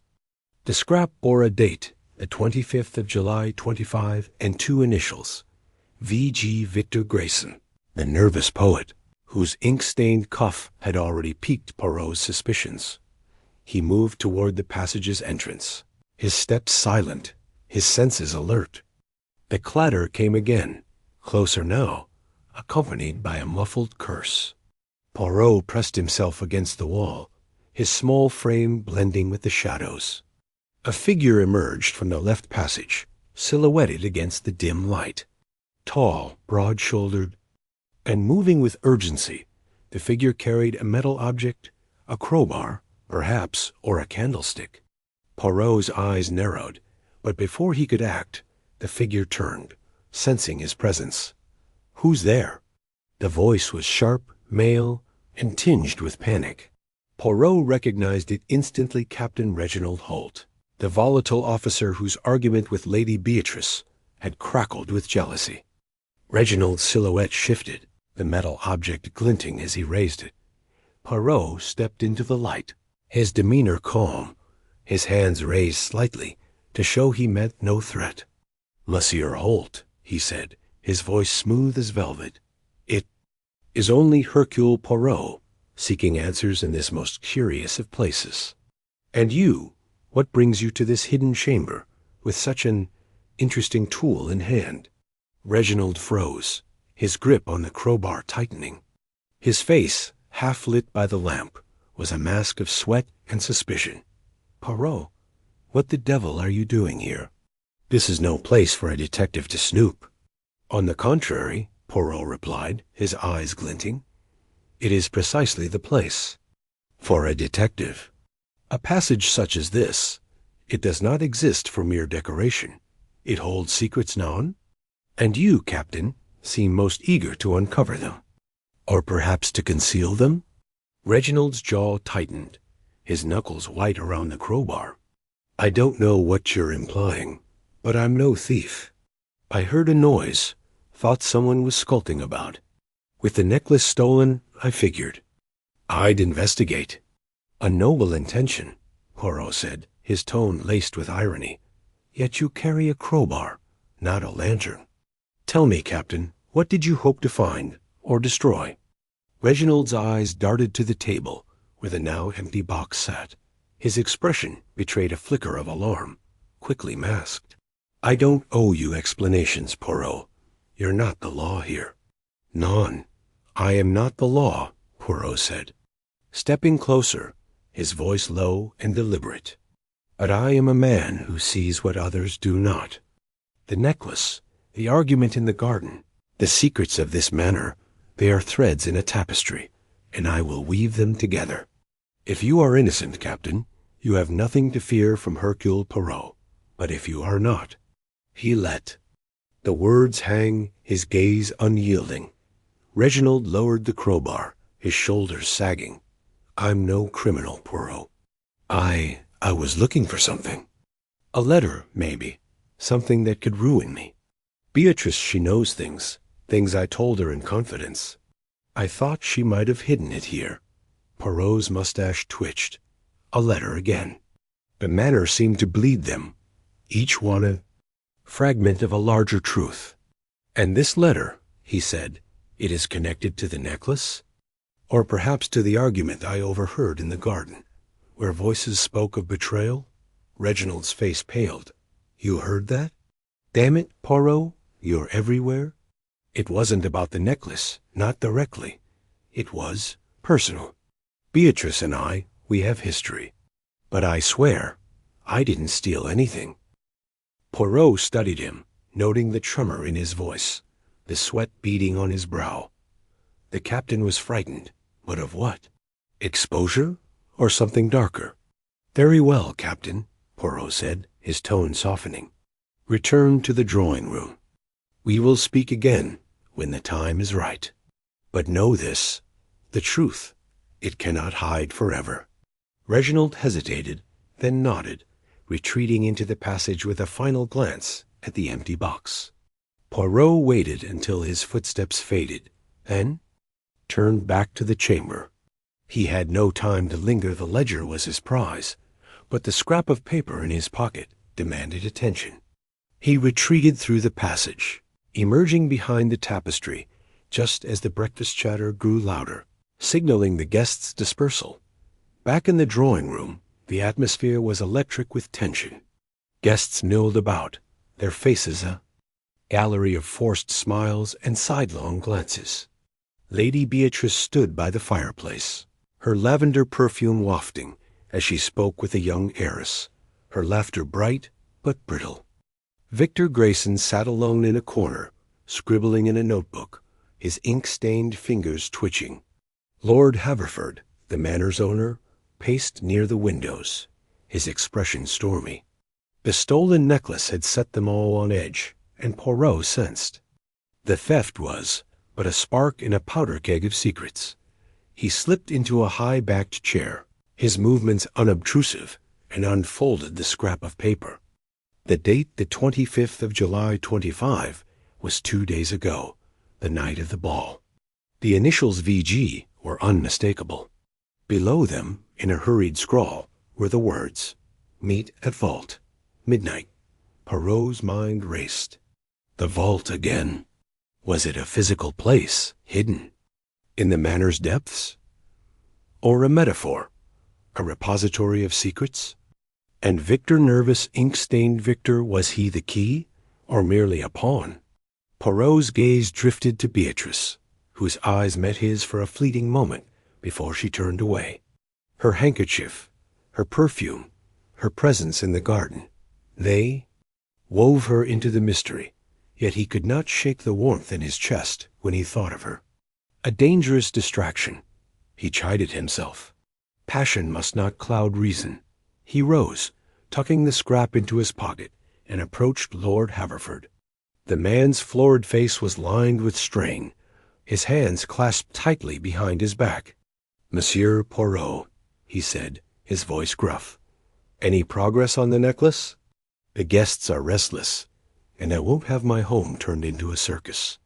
"Patience, my lord," Poirot replied, his tone smooth. "The necklace, it is but one piece of a larger puzzle. Tell me, do you know of a vault within the manor? A place where valuables might be kept?" Haverford's eyes widened, then narrowed. "A vault? There's the wine cellar and a safe in my study, but nothing more. Why do you ask?" Poirot smiled faintly. "A detective's curiosity, nothing more. But rest assured, the truth, it will reveal itself." He bowed slightly and moved away, leaving Haverford staring after him. The day unfolded with Poirot weaving through conversations, each guest a thread in his mental tapestry. The jilted suitor, a dour banker named Clarence, spoke of Beatrice with venom, hinting at her manipulative charm. The jealous heiress, Miss Lydia, whispered of Haverford's debts, her eyes gleaming with malice. The servants, too, were a font of gossip. A footman mentioned strange noises from the west wing, where the passage lay. A maid swore she'd seen Victor lurking near the library at midnight, not by evening. Poirot returned to his room, the ledger hidden beneath his mattress. He sat at the small desk, deciphering its code by lamplight. The entries grew clearer. Payments to R. She Reginald, perhaps, for services rendered. A debt to be, secured by collateral. and a chilling note. If the rose falls, all falls. The rose again. Beatrice's crest. Her handkerchief.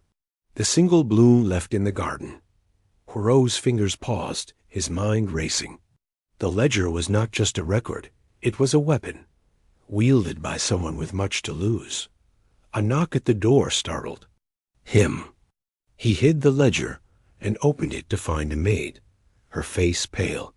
"Monsieur Poirot, you're wanted in the drawing-room. There's been another theft. A ruby brooch, gone from Miss Lydia's room." Poirot's eyes gleamed. Another theft, so soon? The game was accelerating, and he was ready to play. He followed the maid, his mind a whirl of connections. The ledger, the vault, the rose, Beatrice. The passage had given him its first secret, but he knew it held more. As he entered the drawing-room, the guests' accusing glances met him, and he smiled inwardly. Let them squirm. Hercule Poirot was closing in. The night promised revelations, and he would not rest until every shadow was illuminated. Chapter 7. The Poet's Confession. The morning sun filtered through the heavy velvet drapes of Haverford Manor, casting a golden haze across the breakfast-room where Hercule Poirot sat, his small cup of tisane steaming gently before him. His gray eyes, sharp as ever, darted between the guests, each engrossed in their own thoughts, their faces betraying flickers of unease. The air was thick with unspoken accusations, the theft of the sapphire necklace still a raw wound in the manners. Opulent facade. Poirot's mind, however, was not on the glittering jewel, but on the smudge of ink he had noticed the previous evening on Victor Grayson's cuffa, detail that nagged at him like an off-key note in a symphony. Victor, the young poet with his tousled chestnut hair and brooding eyes, sat at the far end of the table, his fork pushing a slice of poached egg aimlessly across his plate.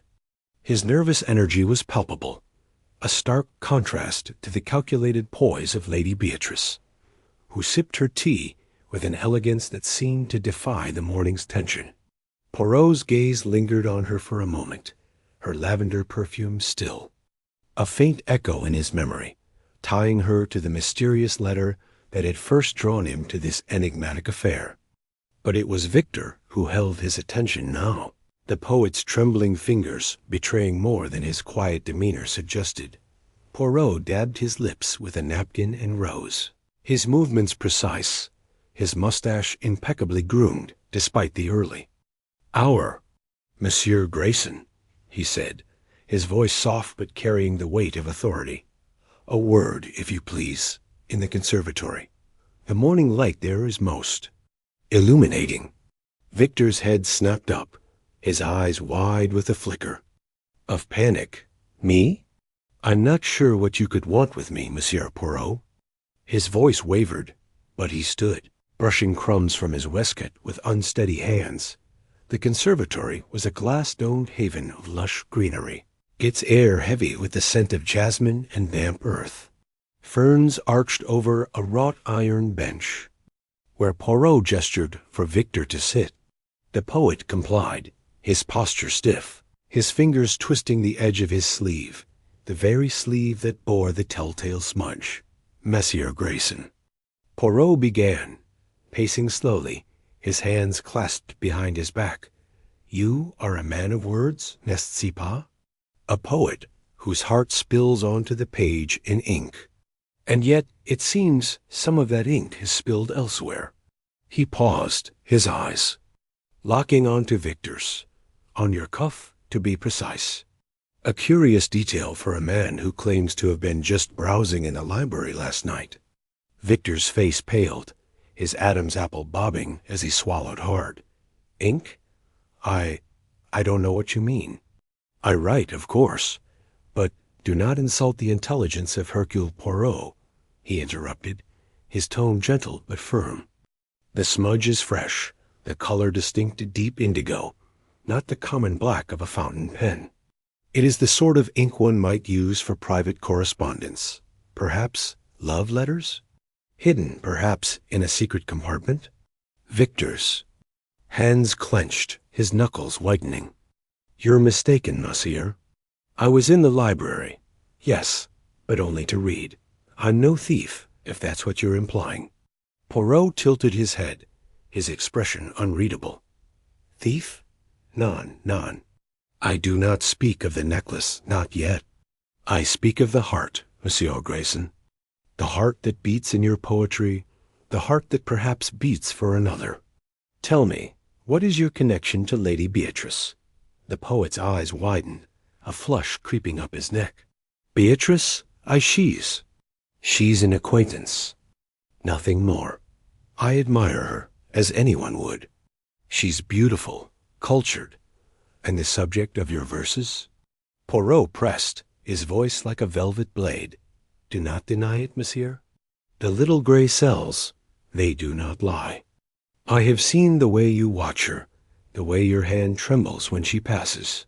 And I have seen the handkerchief she dropped, with a crest that does not belong to this matter. Perhaps you know of it?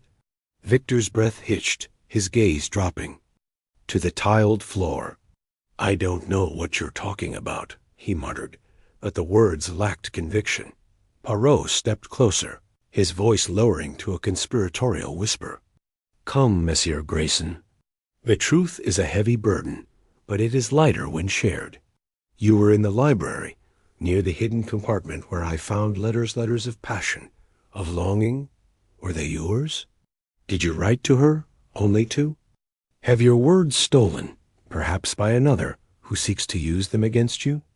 The poet's shoulders slumped, his resistance crumbling like a sand-castle under the tide. All right, he whispered, his voice barely audible. I wrote to her. Poems, letters, foolish things. I've loved her for months, ever since. I saw her at a recital in London. She's like a muse, Monsieur Poirot, but she couldn't know. I never had the courage to tell her outright. Poirot's eyes softened, though his mind remained sharp. And yet you left these. Poems where they could be found. In the library, perhaps? Or did someone take them from you? Victor's head snapped up, his eyes blazing with sudden fire. They were stolen. I kept them in my room, locked in a journal. Someone broke in, took the ones I wrote for her. I don't know who, but I swear it wasn't me who hid them in that compartment. I only found out they were gone when I saw you in the library last night. I was looking for them, hoping to get them back before. He trailed off, his voice breaking. Before they could be used to harm her? Poirot finished, his tone gentle but probing. Or to harm you? Victor nodded, his hands trembling now. I overheard her in the garden last night with someone. I didn't see who, but they were talking about a promise, something secret. I thought maybe she was in trouble, that my poems might have been used to blackmail her. I couldn't bear it, Monsieur Poirot. I'd rather die than see her hurt. Poirot studied him, his mind racing through the possibilities. Victor's confession was heartfelt, but incomplete. There were gaps, shadows that did not align. The poet's love was genuine, but his story was too convenient, his presence in the library too coincidental. And then there was the matter of the glove found near the secret passage, its leather embossed with a monogram that did not match Victor's initials.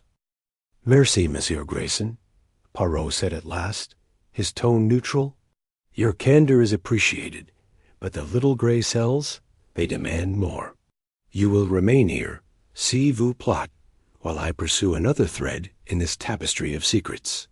Victor nodded, his eyes glistening with unshed tears.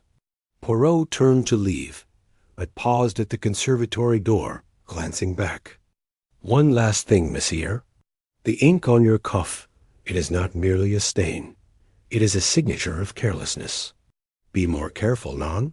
The heart, it is a fragile thing, but so too is the truth. As Poirot stepped back into the manor, the weight of the case pressed heavier upon him.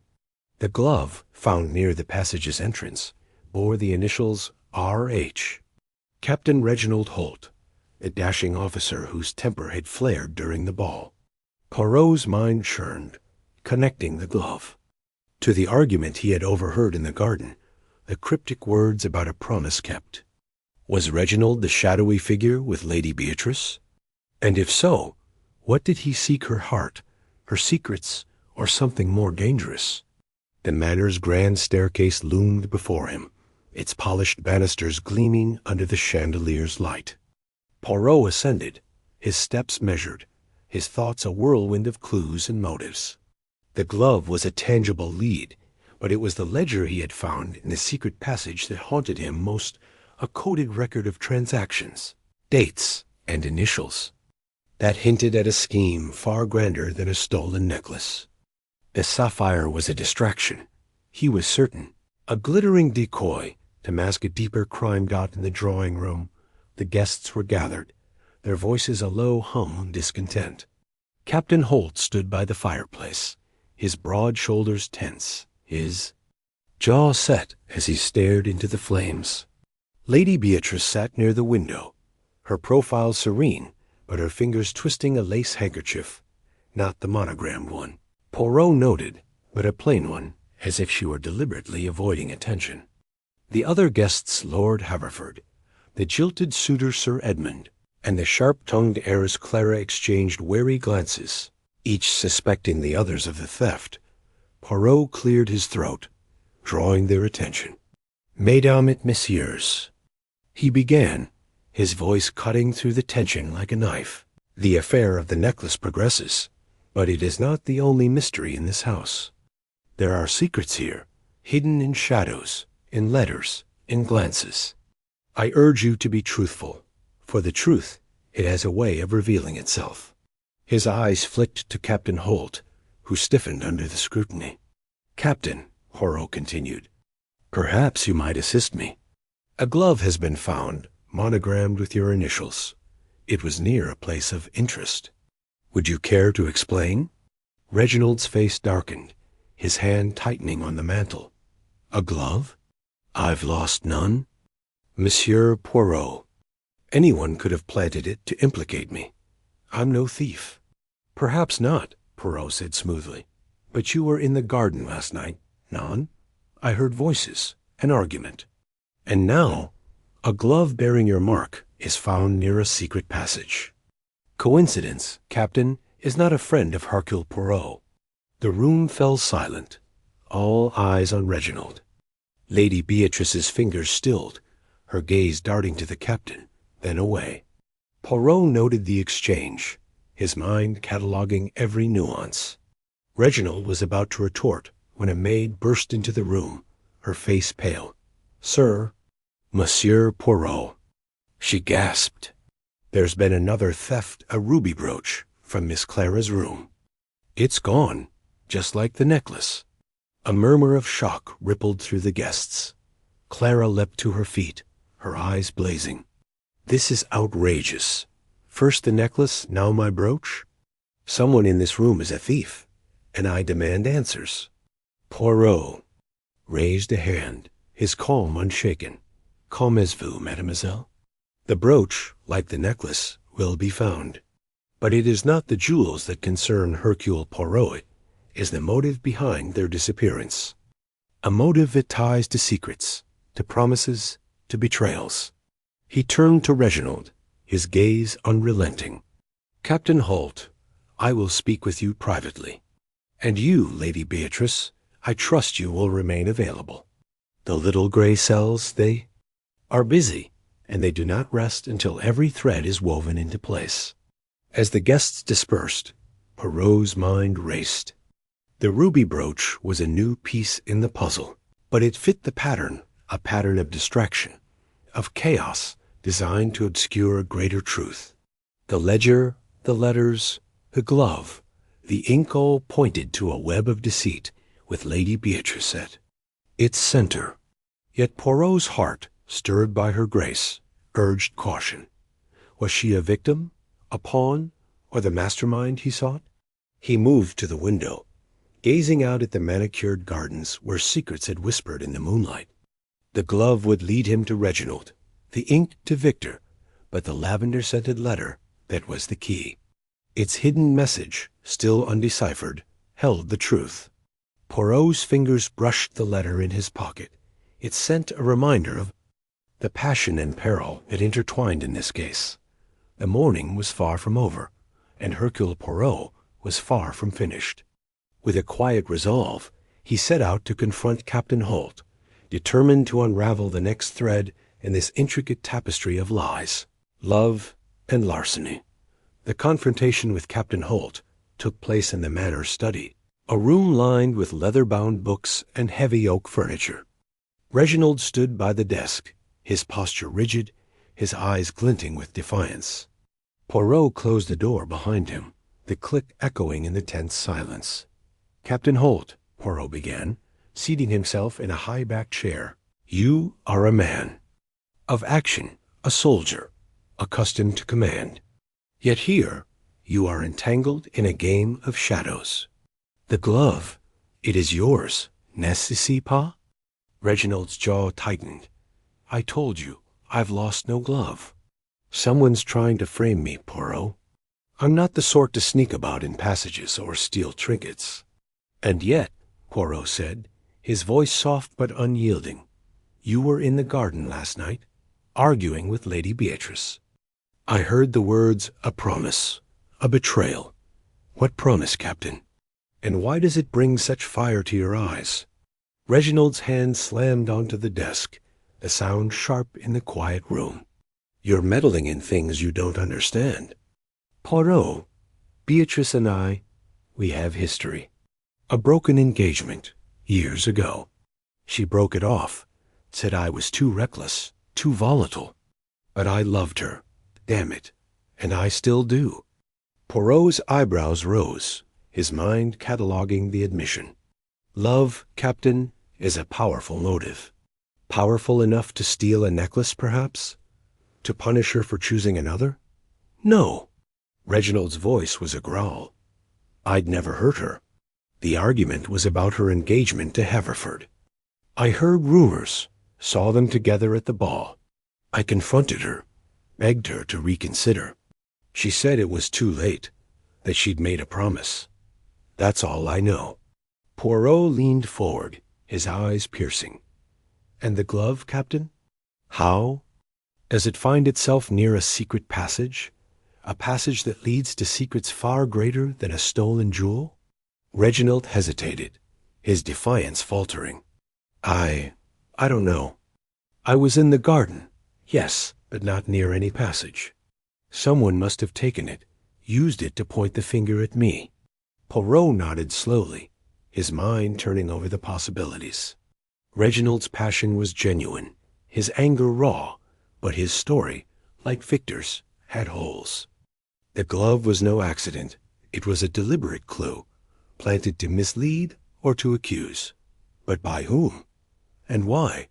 "Merci, Captain," Poirot said, rising. "You have given me much to consider. But be warned the truth. It is like a mirror. It reflects all, even that which we wish to hide." As Reginald stormed out, Poirot remained in the study, his fingers tracing the edge of the desk.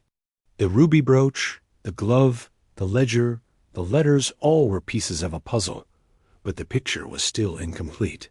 Lady Beatrice's role was the enigma that bound them together. Her charm, her secrets, her lavender-scented letter, they were the heart of this mystery. Poirot moved to the window, his gaze drifting to the garden below. There, Lady Beatrice stood alone, her figure framed by the roses, her expression unreadable. For a moment their eyes met, and Poirot felt a pang not of suspicion, but of something deeper, something he dared not name.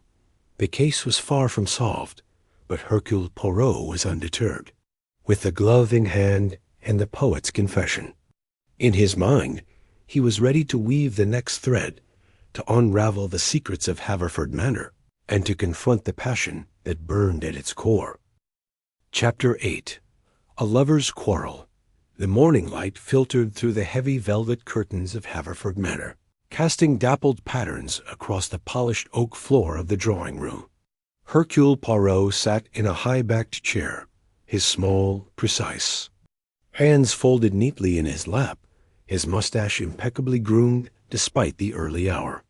The air was thick with the scent of beeswax and the faint tang of last night's cigar smoke, a reminder of the masquerade ball's lingering chaos. The sapphire necklace remained missing. The argument in the garden echoed in Poirot's mind, and now a new theft of ruby brooch had stirred the manor's guests into a frenzy of suspicion.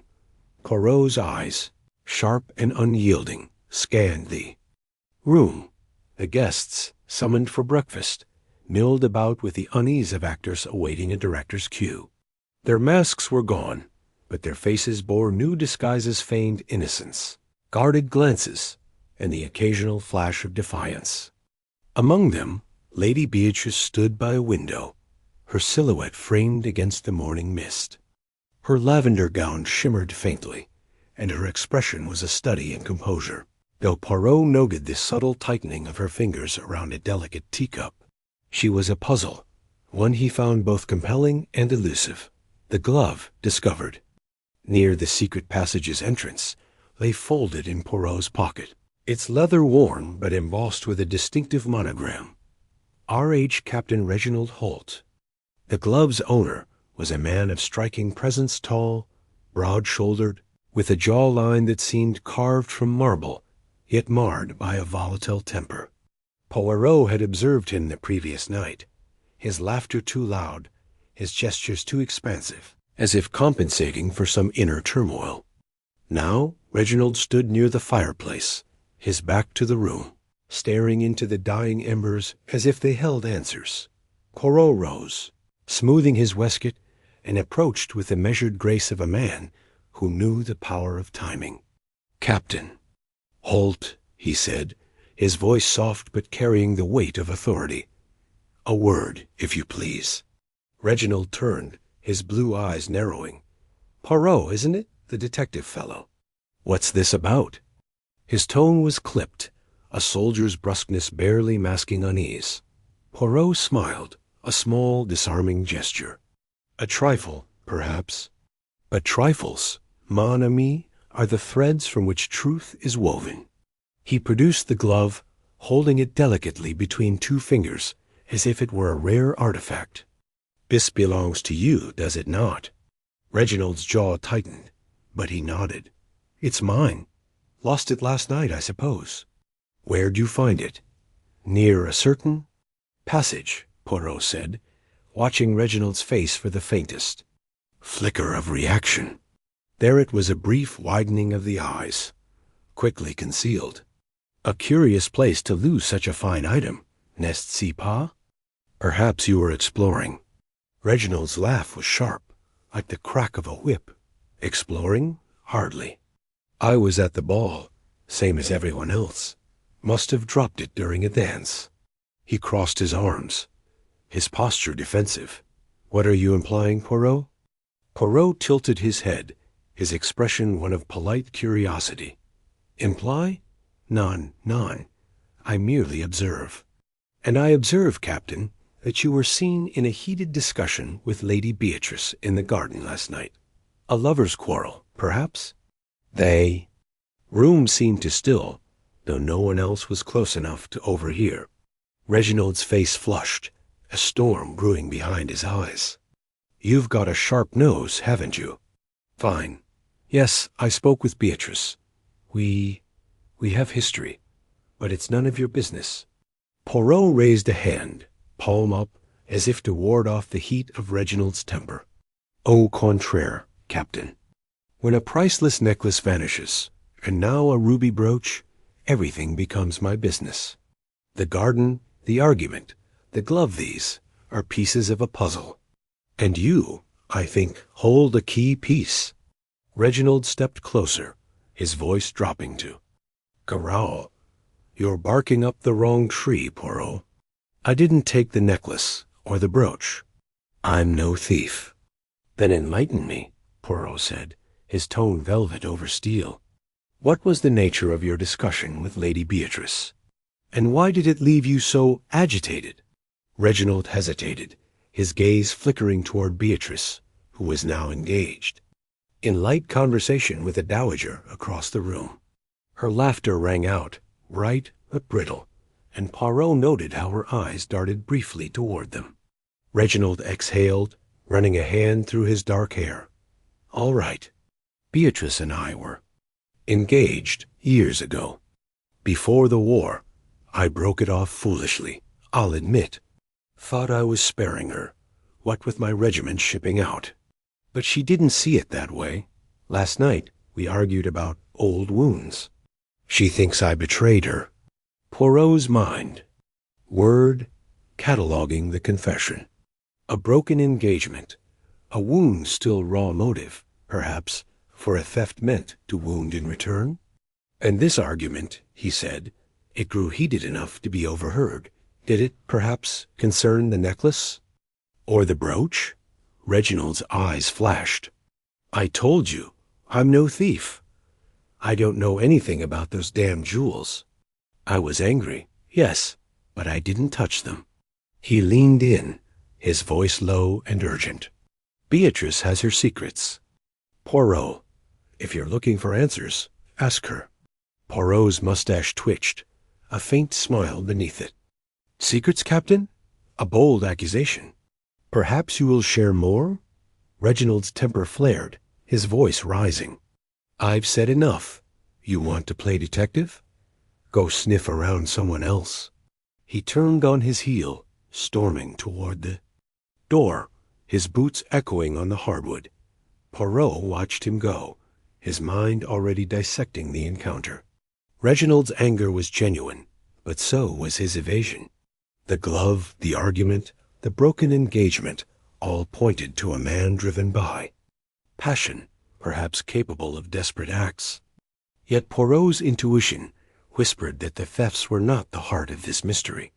The sapphire necklace, the ruby brooch, they were distractions, pieces of a larger game. And Lady Beatrice, with her lavender perfume and guarded smiles, was at its center dot. He turned his attention to her now, crossing the room with the precision of a cat stalking its prey. Beatrice was alone for a moment, her teacup set aside, her gaze lost in the misty gardens beyond the window. Poirot approached, bowing slightly. "Lady Beatrice," he said, "a moment of your time, if I may." She turned, her green eyes meeting his with a flicker of surprise, then amusement. "Monsieur Poirot, you have a knack for appearing when one least expects it. What is it now? Another clue in your grand investigation?" Poirot's smile was warm, but his eyes were piercing. "Precisement. You are, I think, a woman of many layers, like a fine millefeuille. I wish to understand one such layer, the nature of your discussion with Captain Holt last night." Beatrice's smile faltered, but only for a heartbeat. She tilted her head, her auburn curls catching the light. "You are relentless, aren't you? Very well. Reginald and I have a complicated past.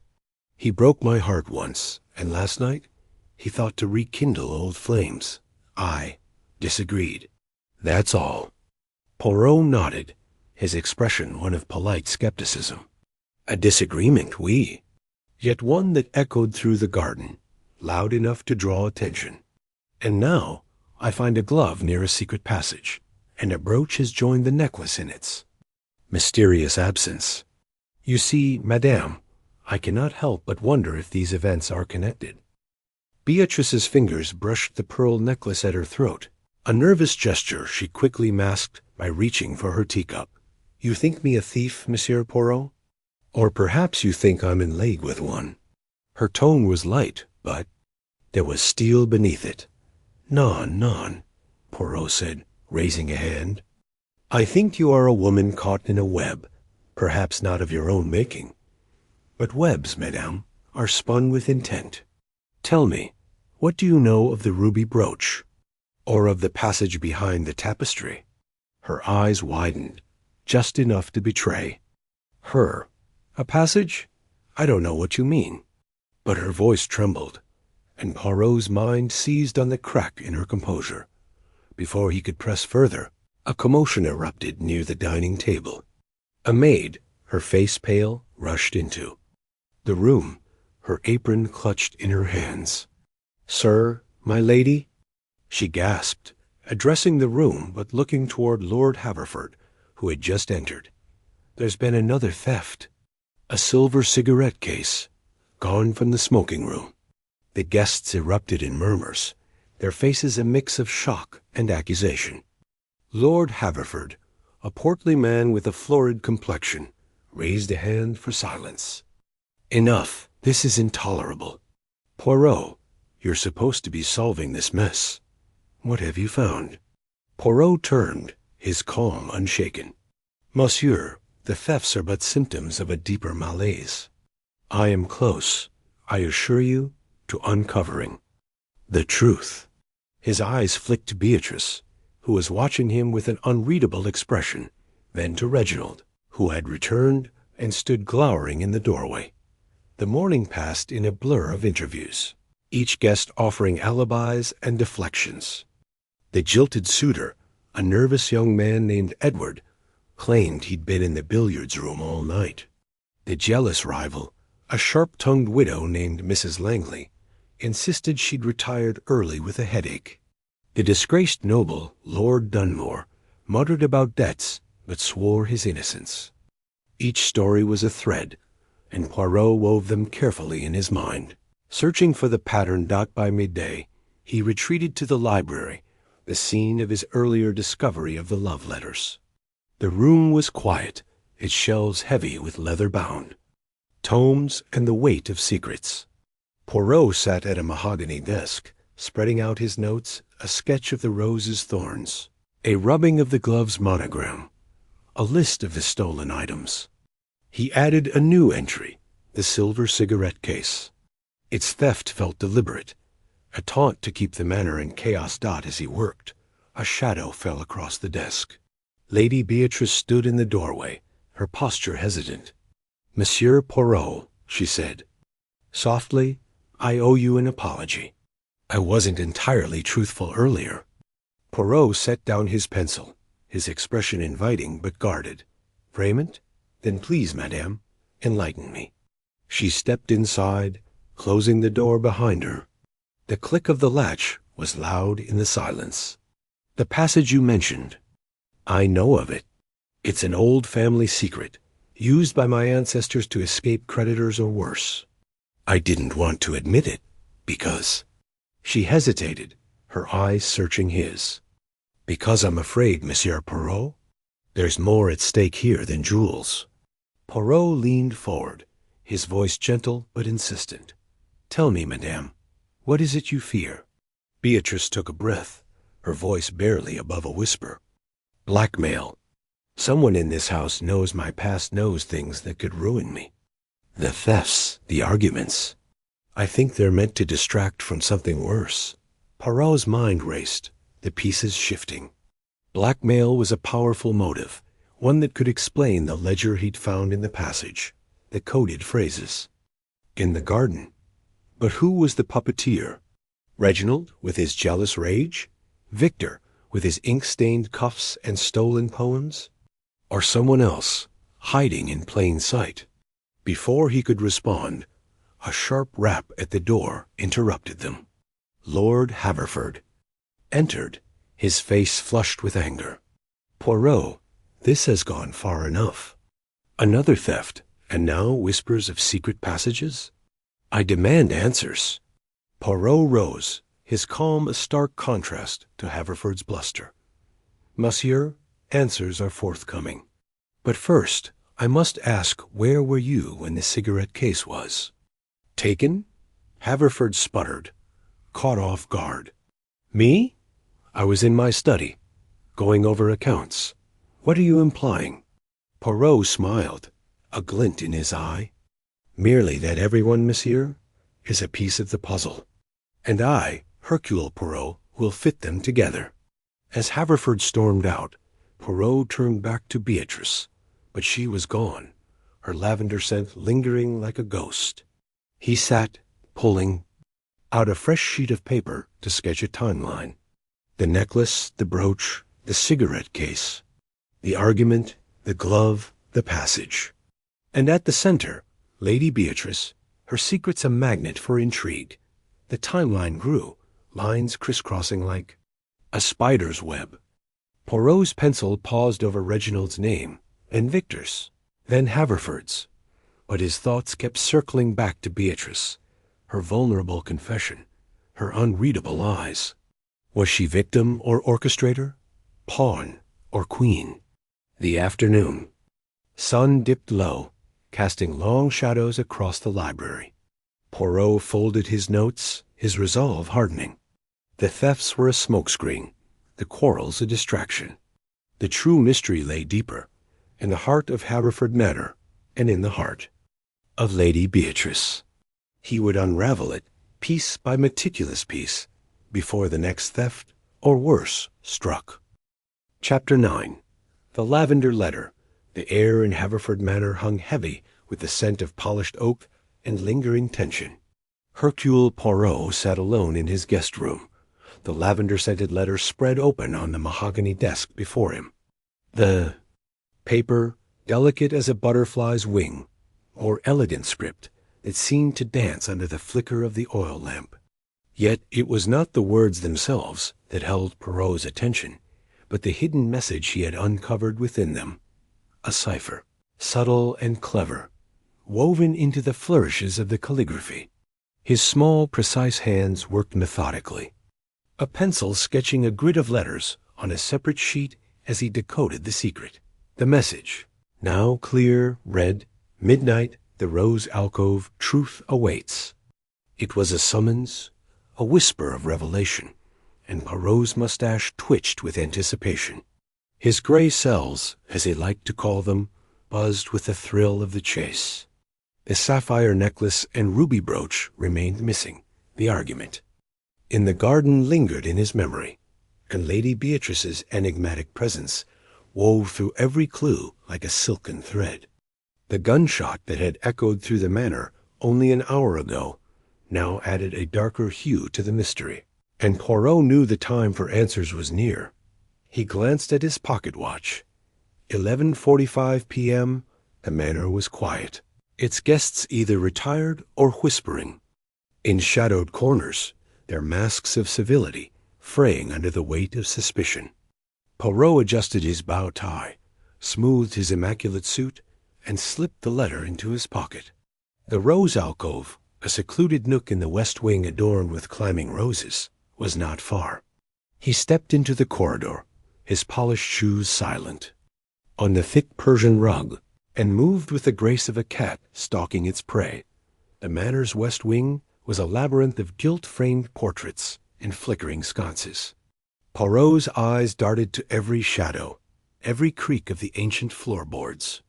He passed a marble bust of some long-forgotten Haverford ancestor, its stone gaze seeming to follow him. A faint draught carried the scent of roses, guiding him toward the alcove. As he approached, the moonlight spilled through a tall arched window, painting the roses in silver and shadow. There, standing alone, was Lady Beatrice. She wore a gown of midnight blue, its fabric catching the light like a starless sky. Her auburn hair, usually pinned in an elegant chignon, fell in soft waves over one shoulder, and her eyes, those piercing green eyes, held a vulnerability Poirot had not seen before. She stood by a stone bench, her fingers tracing the petals of a rose, her expression a mixture of resolve and fear. "Monsieur Poirot," she said softly, her voice barely above a whisper, as if the roses themselves might overhear. "You came." Inclined his head, his gaze steady. "The invitation was most intriguing, Lady Beatrice." And Poirot, he does not resist a puzzle. She offered a faint smile, but it faltered. "You've decoded the letter, then?" "I knew you would. You see things others miss." "It is my profession to see," Poirot replied, stepping closer. "But what is it that you wish me to see, madame?" "The truth. It hides behind many masks, does it not?" Beatrice's fingers tightened. Around the rose, and a thorn pricked her skin. A single drop of blood welled, vivid against her pale hand. She didn't flinch. "You're right," she said. "Too many masks. And I'm tired of wearing mine." Before Poirot could respond, a sharp crack split the air, a gunshot, unmistakable, echoing from somewhere deep within the manor. Beatrice gasped, her hand flying to her chest. Poirot's instincts surged, his eyes narrowing as he scanned the alcove for danger. "Stay here," he commanded, his tone leaving no room for argument. But Beatrice shook her head, her jaw set. "No, I'm coming with you. If this is what I fear, I need to know." Poirot hesitated, then nodded. Together, they hurried down the corridor, following the sound. The manor seemed to pulse with secrets, its walls closing in as they moved toward the source. The gunshot had come from the east wing, near Lord Haverford's private study. As they approached, a crowd of guests and servants had already gathered, their faces pale in the lamplight. Murmurs of panic rippled through the group. Poirot pushed through, his authority unspoken but undeniable. In the study, Lord Haverford, slumped in a leather armchair, his right hand clutching his shoulder, blood seeping through his fingers. His face was ashen, but his eyes burned with defiance. "An accident," he rasped as Poirot knelt beside him. "A foolish mistake with my pistol." Poirot's gaze flicked to the desk, where a revolver lay, its barrel still warm. "An accident, mon ami?" he said, his voice deceptively mild. "Poirot, he finds it curious that accidents leave such precise wounds." The crowd parted as Dr. Ellison, a guest and retired physician, stepped forward to tend to Haverford. Poirot stood, his eyes sweeping the room. A shattered window pane caught his attention, the glass glinting like jagged teeth in the moonlight. He approached it, noting the trajectory of the bullet. It had come from outside, not from the revolver on the desk. Someone had fired from the garden. "Lady Beatrice," Poirot said, turning to her, "you were about to share something in the alcove. Perhaps now is the time." Her lips parted, but she hesitated, her eyes darting to the crowd. "Not here," she whispered. "Not with so many ears." Poirot nodded, gesturing for her to follow him to a quieter corner of the study, away from the chaos. The air was thick with the scent of gunpowder and fear. Beatrice's hands trembled as she spoke, her voice low. "I wrote the letter, Monsieur Poirot. I had to. There's something you need to know, something I've kept hidden for years." She paused, glancing at Haverford, who was now being bandaged. "By Dr. Ellison. My past is not what it seems. I was once engaged to a man named Charles Renfrew. He was everything to me. But he died, and not by accident. Someone wanted him gone, and I've spent years running from that truth." Poirot's eyes gleamed with interest. "And this truth, it connects to the events of tonight?" "I think so," Beatrice said, her voice breaking. "Charles was involved in something dangerous, debts, secrets, a ledger of names. I believe it's the same ledger you found in the passage. Someone is using it to blackmail me, to keep me silent about what I know." "Blackmail?" Poirot's mustache quivered. "And the necklace, the brooch, these thefts, they are part of this scheme?" Beatrice nodded. "I think they were stolen to fund something or to silence someone. I don't know who, but I suspect Lord Haverford knows more than he's saying." Before Poirot could press further, a commotion at the door interrupted them. Captain Reginald Holt, his face flushed with anger, stormed into the study. "This is madness," he shouted. "First the necklace, now a shooting. Someone's trying to ruin us all." Poirot raised a hand, his calm unshaken. "Captain Holt, your passion is noted, but Poirot prefers facts to outbursts. Where were you when the shot was fired?" Reginald's eyes narrowed. "In my room, alone. I heard the shot and came running." "Alone," Poirot repeated, his tone neutral but probing. "A most convenient alibi." Reginald bristled, but Poirot turned his attention back to the room. He knelt by the desk, examining the revolver more closely. Its cylinder held 5 bullets, one chamber empty. He sniffed the barrel, detecting the faint scent of recent discharge, but something was off. The revolver hadn't been fired tonight. It was a decoy. Poirot stood, his mind racing. The shot had come from outside, yet Haverford's wound was real. Someone had staged this to look like an accident. But why? And how did it connect to Beatrice's confession? He glanced at her, noting the fear in her eyes, but also a flicker of determination. She was no mere victim, he realized. She was a player in this game, albeit one caught in its web. Lady Beatrice, he said quietly, we must return to the alcove. There is more you have not told me, and time, it grows short. They slipped away from the study, leaving the crowd to their whispers. The rose alcove was as they'd left it, the moonlight casting long shadows across the stone bench. Beatrice sat, her hands clasped tightly. Charles was investigating a group of men nobles, merchants, even politicians, who were profiting from illegal trade. He found proof, a ledger, but before he could act, he was killed. I fled, changed my name, became Lady Beatrice, but someone found me. They sent me threats, demanding I stay silent or lose everything. And the lavender letter? Poirot asked. I wrote it to draw you out, she admitted. I knew you'd see through the cipher. I needed you to know the truth, but I couldn't risk being overheard. The letter was my way of reaching you, without exposing myself. Poirot nodded, his mind piecing together the puzzle. And the crest on your handkerchief, it is tied to this past? Yes, she said, her voice barely audible. It's my family's crest from before the scandal that ruined us. I kept the handkerchief as a reminder of who I was. A sudden rustle in the roses made them both turn. Poirot's hand went to his cane, ready to defend, but it was only a night breeze stirring the petals. Still, the moment sharpened his senses. We are not alone in this game, madame. Someone watches, and they do not wish us to uncover their secrets. Beatrice stood, her resolve hardening. Then we must find them first. The ledger, you said, it mentioned transactions. If we can decode it fully, we'll know who's behind. This, Poirot's eyes gleamed. The ledger is the key.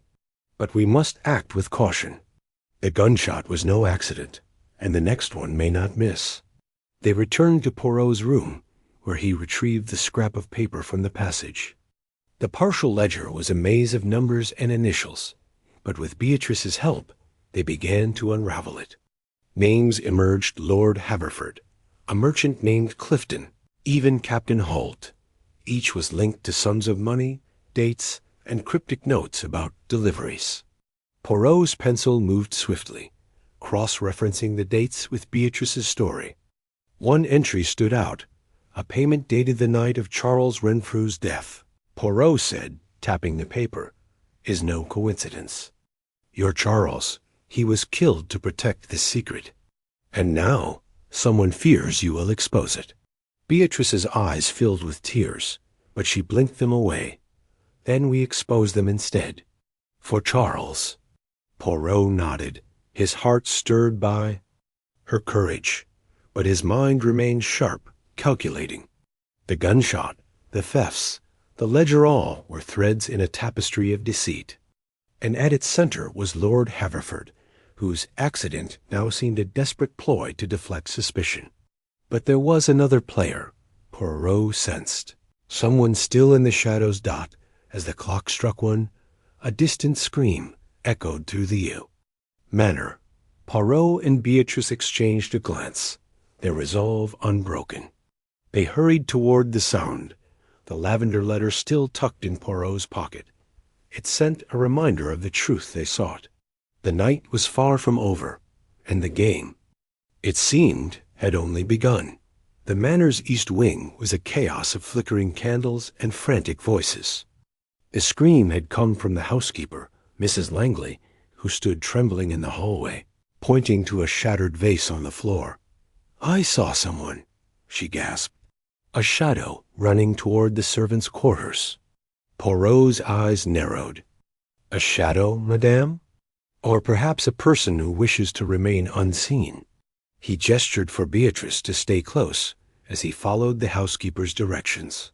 The servants' quarters were a maze of narrow corridors, dimly lit and smelling of starch and soap. Poirot moved silently, his senses attuned to every sound. At the end of the hall, a door stood ajar, leading to a small storage room. Inside, Poirot found a crumpled piece of fabric, a glove, identical to the one he'd discovered near the secret passage. It bore the same crest as Beatrice's handkerchief. He held it up, his eyes meeting hers. "This glove, it is no coincidence. Someone wishes to implicate you, madame." Beatrice's face paled. "But I've never been here. Someone must have taken it from my room." Poirot nodded, pocketing the glove.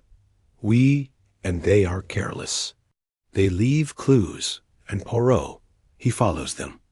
They returned to the main hall, where the guests had gathered, their faces a mix of fear and suspicion. Captain Holt was pacing, his eyes darting to Beatrice. Victor Grayson, the poet, stood in a corner, his hands fidgeting with a notebook. Lord Haverford, now bandaged, sat in a chair, his expression unreadable. Poirot observed them all, his mind a whirl of connections. "Mesdames et messieurs," he said, his voice cutting through the murmurs. "A crime has been committed tonight, and not one, but many. The thefts, the shooting, the secrets, they are all linked. And Poirot, he will uncover the truth." A hush fell over the room. Beatrice stood beside him, her chin lifted, her eyes fierce. Poirot felt a pang of admiration, but he pushed it aside. There was work to be done. He turned to Mrs. Langley. "You saw a shadow. Describe it." The housekeeper hesitated, then spoke. "Tall, cloaked, moving quickly." "I couldn't see." "Their face." Poirot nodded, his mind racing. A tall figure, cloaked, possibly the same person he'd seen in the garden with Beatrice. He glanced at Captain Holt, whose height matched the description, then at Victor, whose nervous demeanor suggested guilt. But it was Lord Haverford's calm, almost smug expression that drew Poirot's attention. The man was hiding something, and Poirot would find it. "Lady Beatrice," he said quietly, "we must examine the ledger further.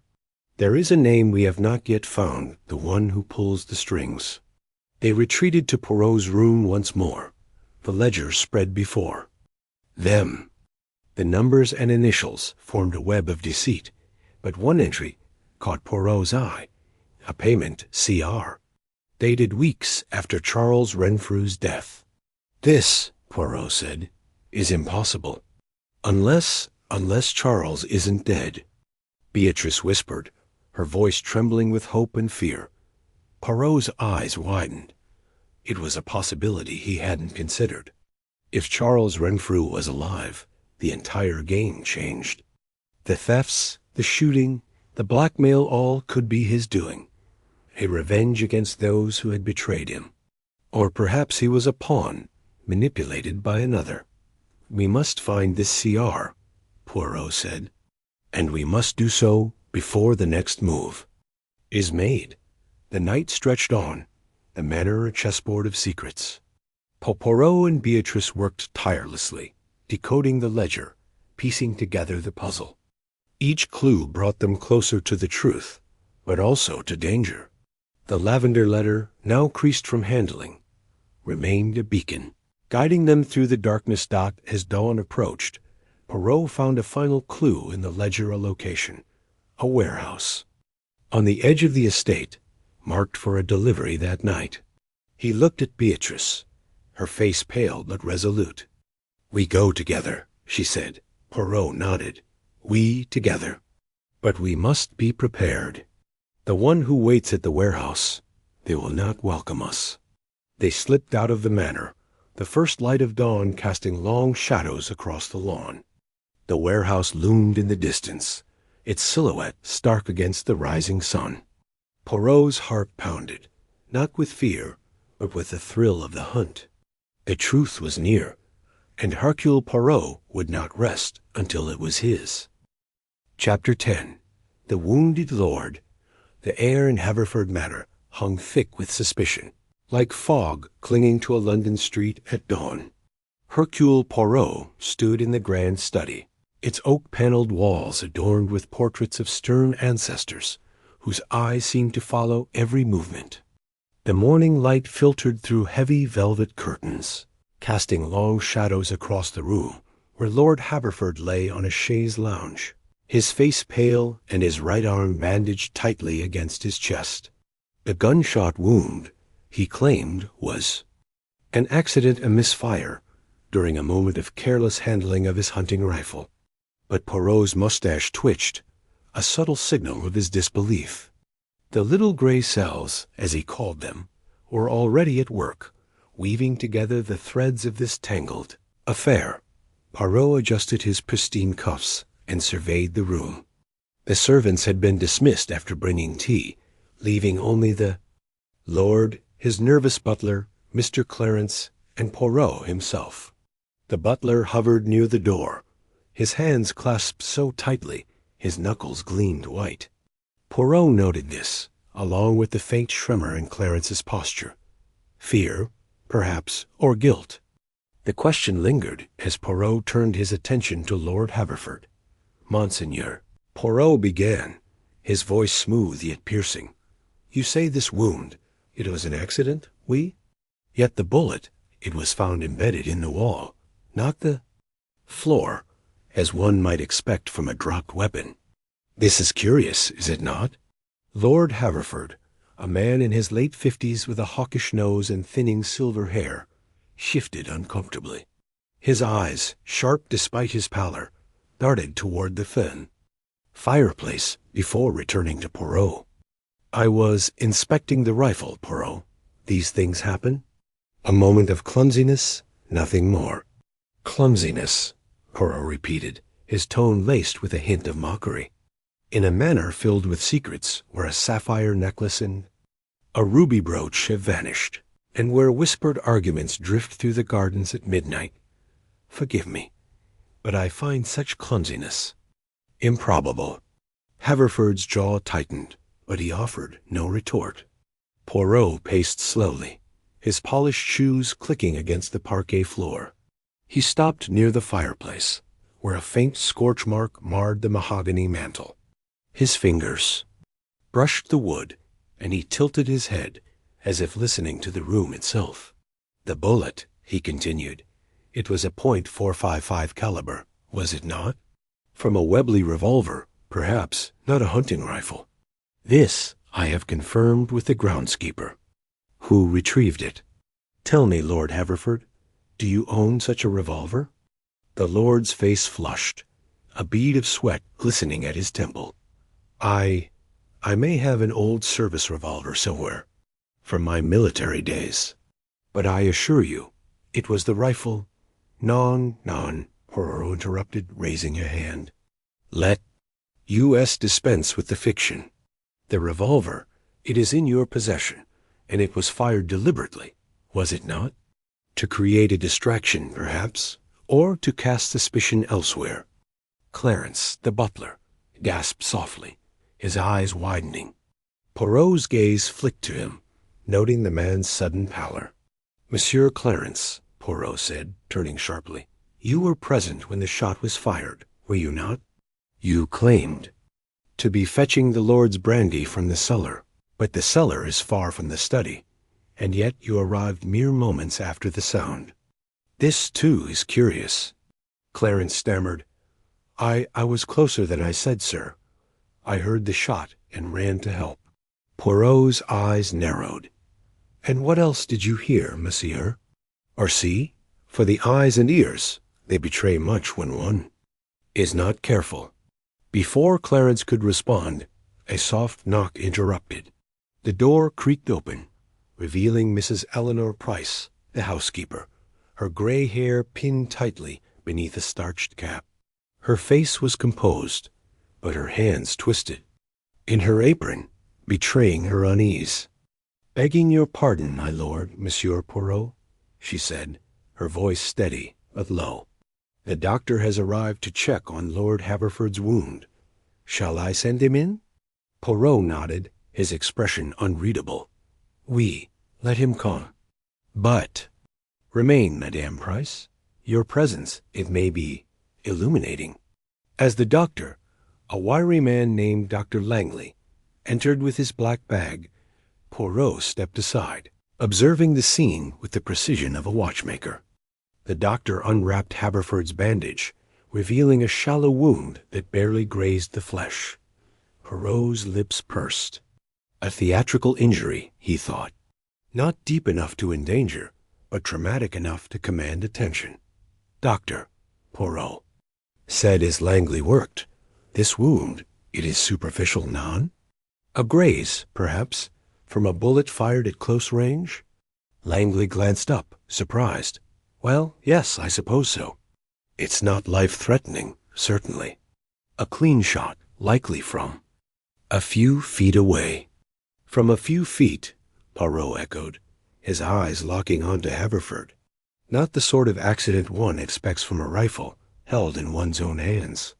Haverford's composure faltered, his fingers gripping the arm of the chaise. "I've told you, Poirot. It was a mistake. Why do you persist in this inquisition?" "Because, Monseigneur," Poirot replied, his voice soft but unyielding, "the truth, it is like a fine wine.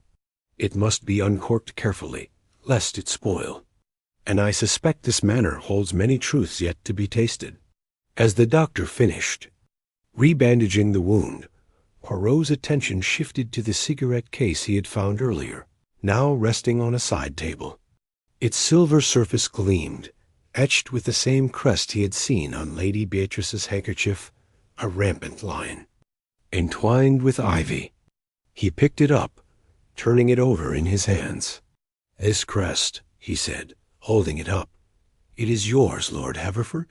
Haverford hesitated, then nodded. "An old family heirloom. Been in the Haverford line for generations." "And yet," Poirot said, his voice dropping to a near whisper, "it matches the crest on a certain handkerchief belonging to Lady Beatrice. A curious coincidence, non?" The room fell silent, save for the crackle of the fire. Mrs. Price's hands stilled, in her apron, and Clarence's breath hitched. Haverford's eyes darkened, but he said nothing. Poirot smiled faintly, pocketing the cigarette case. "I think, perhaps, it is time to speak with the staff more thoroughly. Secrets, they have a way of hiding in the corners of a great house." Poirot dismissed the doctor and requested that Mrs. Price and Clarence remain. The study door closed with a soft thud, sealing them in a cocoon of tension. Poirot sat in a high-backed chair, his hands folded neatly over his waistcoat, and fixed his gaze on the housekeeper. "Madame Price," he began, "you have served the Haverford family for many years, have you not?" 32 years, sir," she replied, her voice steady but her eyes wary. "Since I was a girl." "Then you know the rhythms of this house, its heartbeats, its whispers. Tell me, what have you heard of late? Of Lord Haverford's troubles, perhaps?" Mrs. Price hesitated, glancing at Clarence, who stood rigid by the door. "It's not my place to gossip, Monsieur Poirot." "Gossip is for idle tongues," Poirot said, waving a hand. "I seek only the truth, and the truth, it is said, sets us free. Speak, madame, or the shadows of this house will grow darker still." She swallowed, then spoke in a low voice. "There's talk among the staff, sir. Talk of money troubles. The lord's been selling off paintings, quietly, and there's whispers he's planning to marry Lady Beatrice. Her family's wealth, they say, could save the manor." Poirot's eyes gleamed. "And this marriage, it is welcomed by all?" Mrs. Price shook her head. "Not by all, sir. There's bad blood. Some say Lady Beatrice is only here for her own reasons, not love." And the staff, well, we've seen her with others, Captain Holt. Young Mr. Grayson. She's a charmer, that one." Poirot nodded, filing away the information. He turned to Clarence, whose face had grown paler still. "And you, Monsieur Clarence? You, who move like a ghost through these halls. What have you seen of Lady Beatrice and her entanglements?" Clarence's hands trembled, and he wiped them on his trousers. I don't know what you mean, sir. I keep to my duties." Poirot leaned forward, his voice sharp as a blade. "Your duties, monsieur, include fetching brandy from a cellar that is a 5-minute walk from this study. Yet you are here. In seconds, when the shot rang out. Either you are remarkably swift, or you are never in the cellar at all. Which is it?" Clarence's eyes darted to Haverford, who remained silent, his gaze fixed on the fire. The butler's voice cracked as he spoke. "I was in the hallway, sir, near the study. I heard the shot and came running." "And what else did you hear?" Poirot pressed. "A conversation, perhaps? An argument?" Clarence shook his head vehemently. "Nothing, sir. Just the shot." Poirot leaned back, his fingers tapping rhythmically on the armrest. "Very well. But know this, Monsieur Clarence. The truth, it is like a shadow. It follows you, even when you think you have escaped it." Leaving the study, Poirot made his way to the conservatory, where the morning sun poured through glass panes, illuminating rows of exotic orchids and ferns. The air was heavy with the scent of earth and blooms, a stark contrast to the stifling atmosphere of the study. He needed a moment to think, to let his little gray cells breathe dot as he paced among the plants. He considered the pieces of the puzzle. The gunshot, staged, he was certain, to divert attention from the thefts of the sapphire necklace and ruby brooch. The cigarette case and handkerchief, bearing the same crest, linked Lord Haverford and Lady Beatrice in a way that went beyond mere acquaintance. And the staff's whispers of financial ruin and a marriage of convenience suggested a motive far deeper than simple theft. He paused by a cluster of lavender plants, their fragrance reminding him of the mysterious letter that had drawn him to Haverford Manor. Lady Beatrice, with her enigmatic charm and guarded smiles, was at the heart of this mystery. Her past, her motives, her connections to Haverford, Holt, and Grace and all were threads in a tapestry Poirot was determined to unravel. A rustle behind him broke his reverie. He turned to see Lady Beatrice herself, standing at the conservatory's entrance, her auburn hair catching the sunlight like a halo. She wore a simple green dress, but her presence was anything but ordinary. Her eyes, sharp and searching, met his. "Monsieur Poirot," she said, her voice soft but deliberate. "You've been asking questions about me, haven't you?" Poirot inclined his head, a faint smile playing on his lips. "It is my nature, mademoiselle, to seek answers where questions abound. And you, Lady Beatrice, are a question most intriguing." She stepped closer, her perfume a blend of lavender and something sweeter enveloping him. "I'm no thief, if that's what you think, nor am I a fool. But this manor, it holds secrets that could destroy more than reputations." Poirot's eyes narrowed. "And you, mademoiselle, are you one of those secrets?" She laughed, a sound like crystal, but it held an edge of sadness. "Perhaps, but if you want the truth, look to the Lord's desk. There's a drawer, locked, in the study. It holds papers that might clarify things." Before Poirot could respond, she turned and glided away, leaving only the echo of her words and the scent of lavender in her wake. Poirot's heart stirred, a rare flicker of admiration for her audacity. But he pushed it aside. Sentiment, he knew, could cloud the mind. Back in the study, Poirot waited until the manor grew quiet, the guests and staff occupied with luncheon. He slipped behind Lord Haverford's desk, a massive mahogany piece carved with intricate vines. His fingers traced the edges, searching for the locked drawer Beatrice had mentioned. A faint click revealed a hidden catch, and the drawer slid open with a soft groan. Inside lay a bundle of papers, yellowed with age, and a small leather journal. Poirot opened the journal, his eyes scanning the meticulous handwriting. It detailed transactions, large sums of money paid to unknown parties, dates corresponding to the sale of artworks, and cryptic references to the arrangement. One entry caught his eye. B. Agrees to terms. Marriage to secure funds. Crest. To be returned. Poirot's breath caught. The crest again.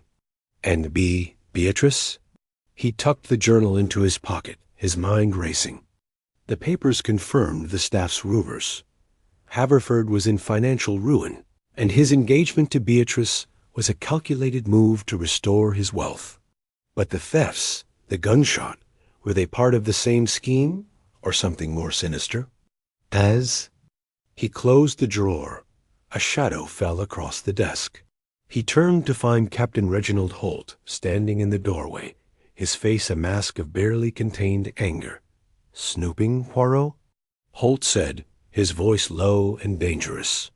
"You're treading on dangerous ground." Poirot stood, unruffled. "The ground, Captain Holt, is only dangerous to those who have something to hide, and you, I suspect, hide much." Holt's hand twitched toward his pocket, but he stopped himself. "You think you're clever, don't you?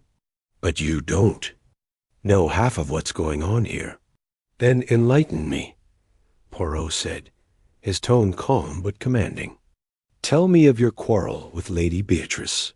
Tell me why your glove was found near the secret passage. Tell me, Captain, why you watch her with eyes that burn with both love and hate." Holt's face reddened, but he said nothing, turning on, his heel and storming out. Poirot watched him go, his mind cataloging the captain's reaction. Jealousy, he thought, was a powerful motive. But was it enough to steal, to shoot, to scheme? That evening, Poirot gathered the guests in the drawing-room, ostensibly for an update on the thefts. The air was thick with tension, each guest eyeing, the others with suspicion. Lady Beatrice sat near the window, her expression serene, but her fingers twisting a silk scarf. Victor Grayson, the poet, fidgeted in his chair, his eyes darting to Beatrice every few moments. Captain Holt stood by the fireplace, his posture rigid, while Lord Haverford reclined in an armchair, his bandaged arm a silent accusation. Poirot stood at the center of the room, his presence commanding despite his small stature. "Madame et messieurs," he began, "the thefts of the sapphire necklace and ruby brooch are but the surface of a deeper mystery. A gunshot, a staged wound, a crest that binds two souls, these are pieces of a puzzle that points to a truth. Most inconvenient." He paused, letting his words settle. "Lord Haverford, your financial troubles are no secret. Your engagement to Lady Beatrice, it is said, will save this matter. But at what cost? And you, Captain Holt, your heart burns for her, yet you argue in the shadows. Monsieur Grayson, your poems speak of love, but your hands tremble with secrets. And Lady Beatrice," he turned to her, his eyes softening for a moment, "you carry a past that weighs heavy, do you not?" Beatrice met his gaze, unflinching. "You see much, monsieur." "Poirot, but not everything." "Perhaps," Poirot said, smiling faintly, "but I will see all in time. For now, I say only this. The thief, the shooter, the schemer, they are among us. And I, Hercule Poirot, will find them." As the guests dispersed, Poirot lingered, his eyes on Beatrice. She rose, brushing past him, and whispered, "The rose in the garden, monsieur. Look closer at its thorns." Poirot nodded, his mind already, turning to the clue she had left him. The rose, the crest, the leisure all were threads in a web of deception. And at its center, he suspected, was Lady Beatrice. A woman whose heart was both a mystery and a magnet. The night was deep and moonless as Poirot returned to the garden, the air cool against his skin. He found the spot where he had seen Beatrice's clandestine meeting, the single rose still lying where it had been dropped. He knelt, his fingers brushing the petals, then the thorns. One thorn, he noticed, was oddly shaped, almost like a key. He plucked it carefully, turning it over in the alve. Moonlight. A tiny inscription caught his eye. L.A. Lord Haverford. Poirot's heart quickened. The rose was no mere token. It was a message, a clue to the Lord's schemes. He pocketed the thorn, his resolve hardening. The thefts, the gunshot, the engagement, all were part of a grand design, and he was closing in on its architect Dot as he stood. A figure emerged from the shadows, Mrs. Price, her face pale in the dim light. "Monsieur Poirot," she whispered. "I couldn't help overhearing earlier. The drawer, the journal, be careful. There's more at stake than you know."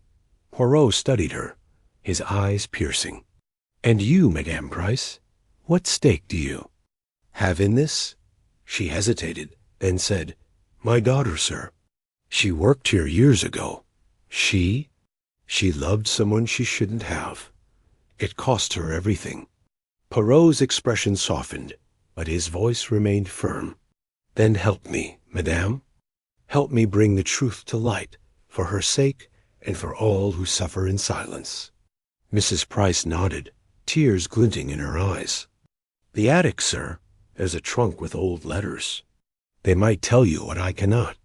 Poirot watched her retreat into the darkness, his mind racing. The attic, the rose, the journal, each clue brought him closer to the heart of the mystery. But as he turned back to the manor, his thoughts lingered on Lady Beatrice. Her charm, her secrets, her lavender-scented letter, they stirred something in him. A flicker of passion he could not afford to indulge. Not yet. The attic was a labyrinth of dust and memories, its air thick with the scent of aged wood and forgotten dreams. Poirot climbed the narrow stairs, his lantern casting flickering shadows across crates and trunks. He found the one Mrs. Price had described, its lock rusted but intact. With a hairpin from his pocket, a trick learned from a less than reputable acquaintance in Brussels, he opened it, revealing a trove of letters tied with faded ribbon. He read by lantern light, his eyes scanning tailies of a young woman, Mrs. Price's daughter, who had loved a man above her station. The letters spoke of promises broken, a scandal buried, and a crest that marked their forbidden bond. One name recurred, Haverford. Poirot closed the trunk, his heart heavy but his mind clear. Lord Haverford's schemes stretched back decades, a legacy of manipulation and greed. The thefts were a means to an end, the gunshot a distraction, and Beatrice Poor, enigmatic Beatrice, was a pawn in a game she barely understood. Dot as dawn broke over Haverford Manor. Poirot descended the stairs, the journal, the thorn, and the letters tucked safely in his coat. The truth was within his grasp, but one question remained. Could he protect Beatrice from the fallout, or would her heart, like so many others, be crushed by the weight of Haverford's sins? The chapter closed with Poirot standing at his window, the first rays of sunlight glinting off the cigarette case in his hand. He turned it over, tracing the crest with a finger. "Mon ami," he murmured to himself, "the game is not yet won. But Hercule Poirot, he does not lose."